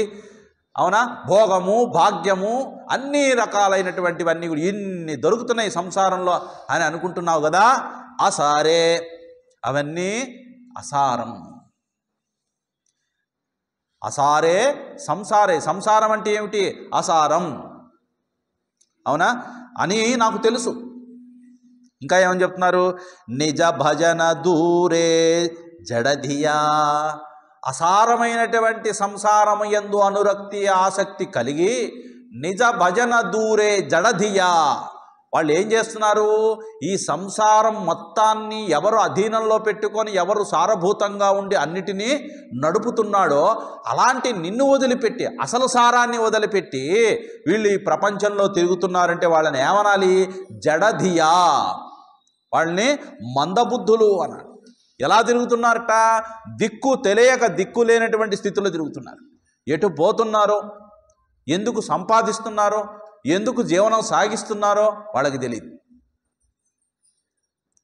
అవునా కదా? కాబట్టి జీవితం ఎందుకు జీవిస్తున్నావు? ఎవరి కోసం జీవిస్తున్నావు అనగానే ఏమిటండి అందరూ జీవిస్తున్నారు కదా, అలాగే అందుకోసమే మేము జీవిస్తున్నాం అని సమాధానం కాదు. అసలు మనిషి బాగా ఆలోచించండి. ఎంత కష్టపడి మీరు డబ్బు సంపాదిస్తున్నారో, ఎంత కష్టపడి ఆస్తి పాస్తులు కూడబెడుతున్నారో, ఎంత కష్టపడి పిల్లల్ని మీరు పెంచుతున్నారు, వాళ్ళందరికీ అన్ని సదుపాయాలు చేకూర్చిన తరువాత మీకు ఏం మిగులుతుంది? ఏం మిగులుతుంది చెప్పండి? నా కొడుకు అని చెప్పుకోవడానికి ఒక కొడుకు, కుమారుడు ఉన్నాడు.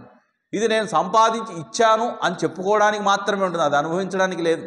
ఇప్పుడు ఆ వయసులో ఇంకా అనుభవించేది ఏముందండి? వయసు అయిపోయిన తర్వాత ఏముండదు. కానీ ఆశ మాత్రము వదలడు. శంకరాచార్యుల వారే. ఆయనకి అలాంటివన్నీ కూడా చాలా చోట్ల తిరిగి వస్తుంటాయి. అంగం గళితం ఫలితం ముండం దశన విహీనం జాతం తుండం వృద్ధో యాత్తి గృహీత్వా దండం తదపి న ముంచతి ఆశాపిండం. అంగం గళితం, శరీరము ముసల్దైపోయింది, అవునా? ఫలితం, పళ్ళు ఊడిపోయినాయి. ముండం, జుట్టు ఊడిపోయింది. దశన విహీనం, 10 రకాలైనటువంటి వంకరలు, నడుము వంగదు, కాళ్ళు వంకరలు, నడిస్తే లేవలేము, లేస్తే కూర్చోలేము, పడుకుంటే నిద్రపట్టదు, అవునా కదా? మెడ నొప్పి, కళ్ళు కనబడవు, ఇంద్రియాలు బలహీనమైపోతాయి. దశన విహీనం అని అంటే ఒక దీనమైనటువంటి అవస్థకి ప్రతి ఒక్కళ్ళు వెళ్ళాల్సిందేనండి. వాడు సన్యాసి అయినా, గృహస్థ అయినా, వానప్రస్థ అయినా, ఎంత పెద్ద యోగి అయినప్పటికీ. చూడండి, అన్ని దశలు అనుభవించాల్సిందే. ఇక చివరికి ఏం చేస్తాడు? వృద్ధోయాది గృహీత్వా దండం. చిట్ట చివరికి చేతిలో కర్ర పట్టుకోకుండా నడవాల్సి వస్తుంది, వంగిపోయి. తదపి న ముంచతి ఆశాపిండం. అయినప్పటికీ తదపి, అంత స్థితిని అనుభవిస్తూ చిట్ట చివరికి అలా వాడి దీనావస్థలో ఉన్నప్పటికీ కూడా, తాత ఏం పెళ్లి చేసుకుంటావా అని అడిగామనుకోండి, నాకెవరిస్తారబ్బాయి పిల్లని నాకెవరిస్తారు అంటాడే కానీ, ఓరెవరు ఈ వయసులో నాకు పెళ్ళి ఏంట్రా అండు, అవునా కదా? అంటే తదపి అంటే ఎంత భయంకరమైనదో మానవుడి యొక్క మేధస్సు చూడండి. వాడి మనస్సు యవ్వనంలో ఉంది, బాగా గుర్తుపెట్టుకోండి. మనస్సు ఏమో యవ్వనంలో ఉంటుంది, శరీరమేమో ముదుసలి అయిపోయింది. కానీ తదపిన ముంచతి ఆశాపిండం. అయినప్పటికీ ఆశాపాశం అనేది వాడు వదిలిపెట్టాడు, అవునా? ఆశ అంటే ఏమిటి? ఒకప్పుడు ఆశ చాక్లెట్లు ఉండేవి, ఇప్పుడు అవి లేవు, 5 పైసలు అప్పట్లో. ఆశ అనే పదానికి ఒక నిర్వచనం చెప్పాడు. ఉన్నవాడిని ఉన్న పలంగా ఉన్న చోట ఉండకుండా చేసేదే ఆశ. ఉన్నవాడిని ఉన్న పలంగా ఉన్న చోట ఉండనీయకుండా చేసేదే ఆశ. మరి ఆశ ఏం చేస్తుంది? మా ఇంట్లో కూర బాగాలేదంటాడు, పక్కింటి కూర బాగుందంటాడు. ఇంక మీద అన్నిటికీ అన్వయం చేయండి. నాకున్నది సరిపోలేదు, వేరే వాళ్ళు ఎక్కువ సంపాదించారు, ఆశ. నేను అందంగా లేను, పక్కన వాళ్ళు అందంగా ఉన్నారు, దానికి ఏ క్రీములు వాడాలి, ఆశ. చూడండి, ఇదొక్కటే కాదు, అన్నీ. ఈ ఆశ భగవంతుడి మీద ఉందనుకోండి. నాకు గురువు ఉన్నాడు, ఆయనకి గురువు ఉన్నాడు, నాకు గురువు లేడు, నాకు గురువు ఉంటే బాగుండు. వాడు మహాభక్తిపరుడయ్యాడు, నేను కూడా భక్తున్నైతే బాగుండు అనుకున్నాడు అనుకోండి. ఆ ఆశ ఏమైంది? ఇప్పుడు భగవంతుడి మీద తిరిగింది. 2 ఫ్రెండ్స్ ఉన్నారట, వాళ్ళిద్దరూ ఎప్పుడు పోటీ పడుతుంటారు, ప్రతి దానికి పోటీ పడుతుంటాడు. ఒకడు ఇంకోటి ఏదైనా చేస్తే వాడు ఏం చేస్తున్నాడో తెలుసుకొని వాడికంటే గొప్పగా చేయాలనే ప్రయత్నం చేస్తుంటాడు. సరే, ఒకడు వాడికి ఎందుకో వైరాగ్యం వచ్చింది, శివుడి గురించి తపస్సు చేయాలనుకొని పాపం కూర్చొని ఒక నది ఒడ్డున ఓం నమ శివాయ, ఓం నమ శివాయ భక్త ఏం వరం కావాలి నాయనా అని అడిగాడు. ఏదో శివుడు వచ్చేసాడు. అనంగానే అది స్వామి మరి ఇలాంటివి అడుగుతున్నానని చెప్పి మీరేమో అనుకోవద్దండి అంటున్నాడు. ఎందుకనంటే నాకు ఒక ప్రతిబంధకం ఉంది ఈ లోకంలో. అదిగో మా ఫ్రెండ్ ఒకడు ఉన్నాడు, నేను ఇక్కడ కూర్చొని తపస్సు చేస్తుంటే వాడు కూడా తపస్సు చేస్తున్నాడు. కాబట్టి ఎంత ప్రయత్నించినా వాడు మాత్రం నా మీద కసి పగ వదలడం లేదు. కాబట్టి తప్పకుండా నేను ఏదేది కోరుకుంటానో వాడు దానికి డబుల్ కోరుకుంటాడు, తప్పకుండా వాడు దానికి డబలే కోరుకుంటాడు. కాబట్టి నేను ఈ కోరిక కోరుతున్నానని మీరేం అనుకోవద్దు. ఆ కోరుకోవే ఏదైతే నేను వచ్చింది ఇవ్వడానికే కదా అన్నాడు. నాకు ఒక కన్ను తీసేయండి అన్నాడు. నాకు ఒక కన్ను తీసేయండి, ఒక కన్నుతో నేను గడిపేయగలను అన్నాడు. సరే తథాస్తు అన్నాడు, వెళ్ళిపోయాడు. అవునా? ఇప్పుడు పక్కనోడు వాడు తపస్సు చేస్తున్నాడు, ఈ వాడికి ప్రత్యక్షమయ్యాడు. టంగ్ భక్త ఏం వరం కావాలి నాయనా, నన్ను ఎందుకు పిలిచావు అన్నాడు. అయ్యా స్వామి అది మరి మరి అది అక్కడ చేశాడు కదా ఇందాక తపస్సు, వాడికి ఏదో వరం ఇచ్చారు ఉంటారు మీరు, నాకు తెలుసు మీరు ఏదో వరం ఇచ్చే ఉంటాడు, వాడు బాగా మంచిది ఏదో కోరుంటాడు అన్నాడు. అవునయ్యా వాడు నిజంగా చాలా తెలివిగా వరం కోరుకున్నాడు అన్నాడు. ఏమిటది? చాలా తెలివిగా వరం కోరుకున్నాడు అన్నాడు. అంతకంటే ఎక్కువ తెలివితో నేను కోరుకుంటున్నాను స్వామి, వాడికి ఏది ఇచ్చారో దానికి డబుల్ నాకు కావాలన్నాడు. అనగానే ఏమైందిట, వాడికి ఒక్క కన్ను పోయింది, వీడికే 2 కళ్ళు పోయింది. స్వామి నాకేం కనబడట్లేదు స్వామి, ఏమిటి స్వామి ఈ దీనావస్థ నాకు అన్నాడు. అయ్యా వాడు కోరుకుంది ఒక కన్ను తీయమని నేనేం చేయాలి, తథాస్తు నేనుంటా, నాకు చాలా పనులు ఉన్నాయి, వేరే వాడు తపస్సు చేస్తున్నానని వెళ్ళిపోయాట. అర్థమైంది కదా? ఇంకొకళ్ళ మీద కక్షలు సాధించడం కోసం భక్తి అనే ముసుగు పూసుకోవడం కాదు ఇక్కడ, నిజ భక్తి అన్నాడు ఇక్కడ. నిజ భజన మరిచిపోయినటువంటి వాడు జడధీయుడు, వాడి మట్టి బుర్ర బంక మట్టితో సమానం, వాడికి బుర్ర ఉన్నా కూడా బుర్ర లేనట్లే అని ఇక్కడ హెచ్చరిక చేస్తున్నారు. కాబట్టి నువ్వు దీనరక్షకుడివి, అందుకని ఏం చెప్తున్నారు, భ్రమంతం మామందం పరమ కృపయా పాతుముచితం. కాబట్టి ఇలా భ్రమతో మిమ్మల్ని మరిచిపోయి మూఢదియ చాలా క్రూరంగా మేము తిరుగుతున్నాం ఈ ప్రపంచంలో, ఈ సంసారంలో. కాబట్టి మేము మరిచిపోవడం మా లక్షణం. స్వామి ఏం చేయాలి చెప్పు, మా అపరాధాన్ని మేము ఒప్పుకుంటున్నాం అని ఇక్కడ అర్హత చెప్తున్నాడు. నువ్వు నన్ను ఎందుకు రక్షించాలంటే, ఓ శంకరా, మదన్య కోదీన, నాకంటే దీనాతు దీనుడు ఇంకొకడు ఎవడన్నా ఉంటాడా? ఉండడని నేను అనుకుంటున్నాను. అలాగే తబ కృపణ రక్షానిపుణ, మరి నీవెవరే స్వామి? అలాంటి దీనాతి దీనులైనటువంటి వారిని రక్షించడంలో బహు నిపుణుడవి. కాబట్టి నీ వంటి నిపుణుడు నాలాంటి దీనుడు ఉన్నప్పుడు మన ఇద్దరికి ఎంత బాగుంది చూసావు రిలేషను. మంచి ముదిరిపోయిన రోగం, చక్కగా మంచి స్కిల్ ఉన్న డాక్టర్ ఇద్దరు కలిశారనుకోండి, ఎంత బాగుంటుందో కదా ఆ సీను. అయ్యా మా అబ్బాయిని ఎట్టన్నా రక్షించండి అయ్యా, మీ కాలు పట్టుకుంటామయ్యా. అమ్మా మేము అన్నీ చూసుకుంటాం, మీరు బయట కూర్చోండి, అసలు ముందు టెస్టులు చేయనియండి, తర్వాత చెప్తాం, టెస్టులు అన్నీ చేసేస్తాను.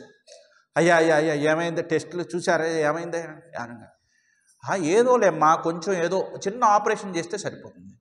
అమ్మో ఆపరేషన్, నువ్వు వాళ్ళు భయపడకు, నన్ను భయపెట్టక. నువ్వు ఆపరేషన్ అనగానే నువ్వు నన్ను అసలు ఇంతవరకు నేను దాదాపు 1400 ఆపరేషన్లు చేశాను, నువ్వు అలా ఏడ్చేస్తుంటే నాకు భయం వేస్తుంది. నువ్వు ఏడవకమ్మా, అయ్యా ముందు ఏమైనా బయటికి తీసుకెళ్ళినట్టు. ఆ పక్కనే ఓ తెలివైనడు, అమ్మ సార్ ఏమైంది సార్, మా అమ్మ భయపడుతుంది, ఏం చెప్పండి సార్. ఏం లేదయ్యా, చిన్న సర్జరీ చేయాలి, చేసేస్తే సరిపోతుంది, ఏం బాగుండదు, అంతా బాగానే ఉంటుంది పోండి అన్నాడు. సరే చేయండి తొందరగా అన్నాడు. Operation success. అవునా? పేషెంట్ కూడా బ్రహ్మాండంగా ఉన్నాడు. ఇప్పుడు ఆ పేషెంట్ రక్షింపబడాలి అని అంటే తన రోగ నిర్ధారణ జరగాలి, తాను చూడండి ఆ చికిత్స చేయించుకోవడానికి సరెండర్ అవ్వాలి.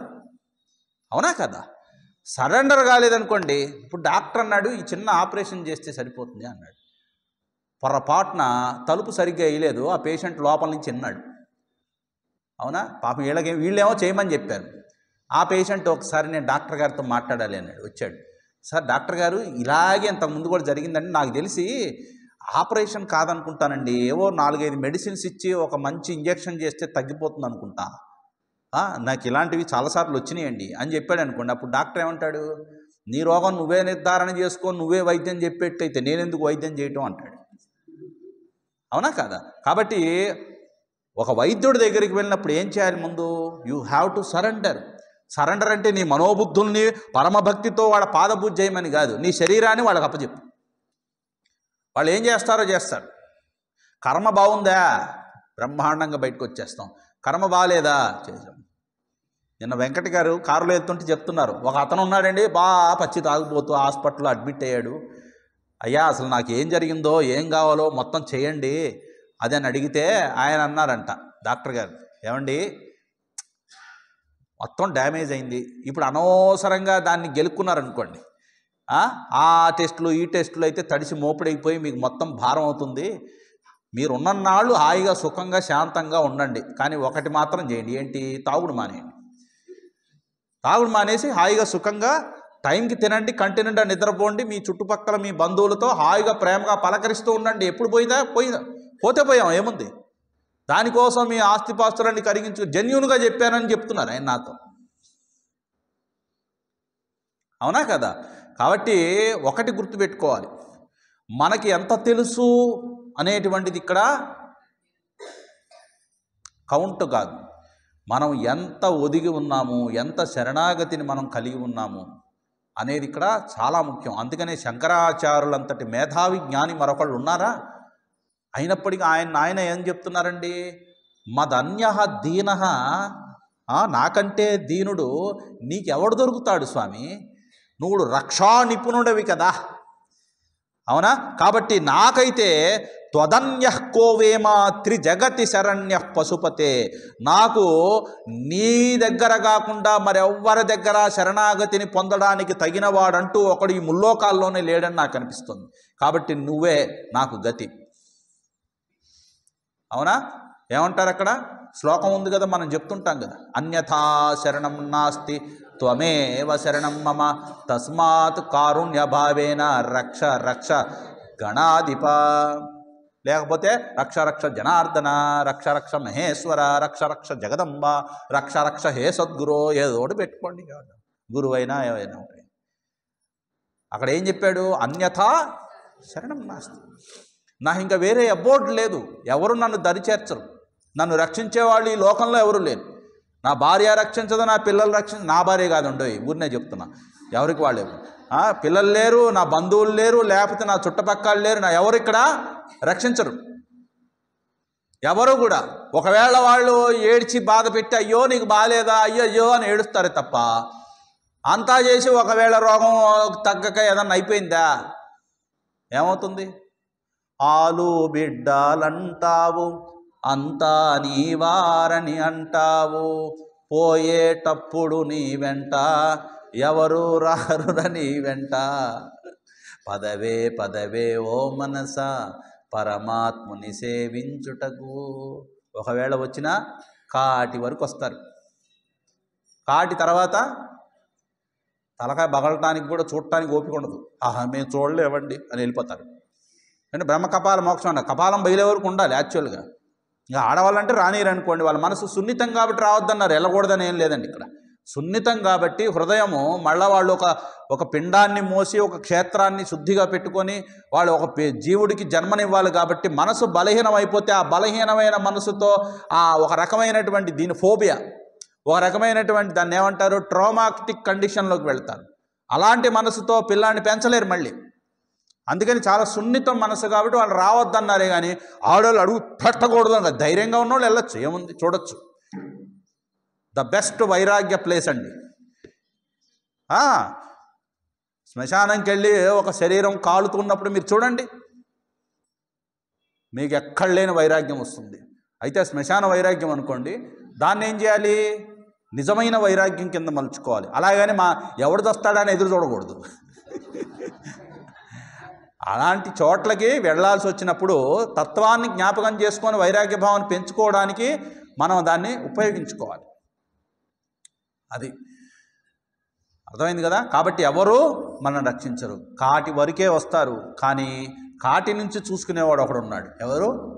చిదంబరేశ శ్మశానవాస కైలాసవాస. చూడండి, చిదంబరేశుడు, శ్మశానవాసుడు, కైలాసవాసుడు. ఆయన ఎక్కడుంటాడు? చిదంబరుడు, శ్మశానవాసి, కైలాసం. ఒళ్ళంతా శవభస్మాన్ని పూసుకొని తిరుగుతుంటాడు. భస్మం పూసుకోవటం ఏమిటి అంటే, జీవుడు అంటే అంత ప్రీతి. జీవుడి యొక్క పాపపుణ్యాలన్నీ తన ఒంటి మీద పూసుకుంటాడట. ఒక్కొక్క ధూళి కణము జీవుడు చేసిన పాపాలట. అవన్నీ ఆయన భావించి పునీతం చేసి ఆ జీవుణ్ణి ఉత్తమోత్తమైన జన్మ కలిగించడానికి పరమేశ్వరుడు యందు భక్తి ఉంటే ఆయనే కలిగిస్తాడు. అది మిగతాది మళ్ళా రేపు చివరి రోజు మనం ఎన్నైతే అన్నీ పూర్తి చేసుకున్నాం. హరి ఓం అస్తం. అది ఓం సర్వే భవంతు సుఖినః, సర్వే సంతు నిరామయాః, సర్వే భద్రాణి పశ్యంతు, మా కశ్చిద్ దుఃఖభాగ్ భవేత్. ఓం శాంతి శాంతి శాంతి. హరి ఓం శ్రీ గురుభ్యో నమః. హరి ఓం.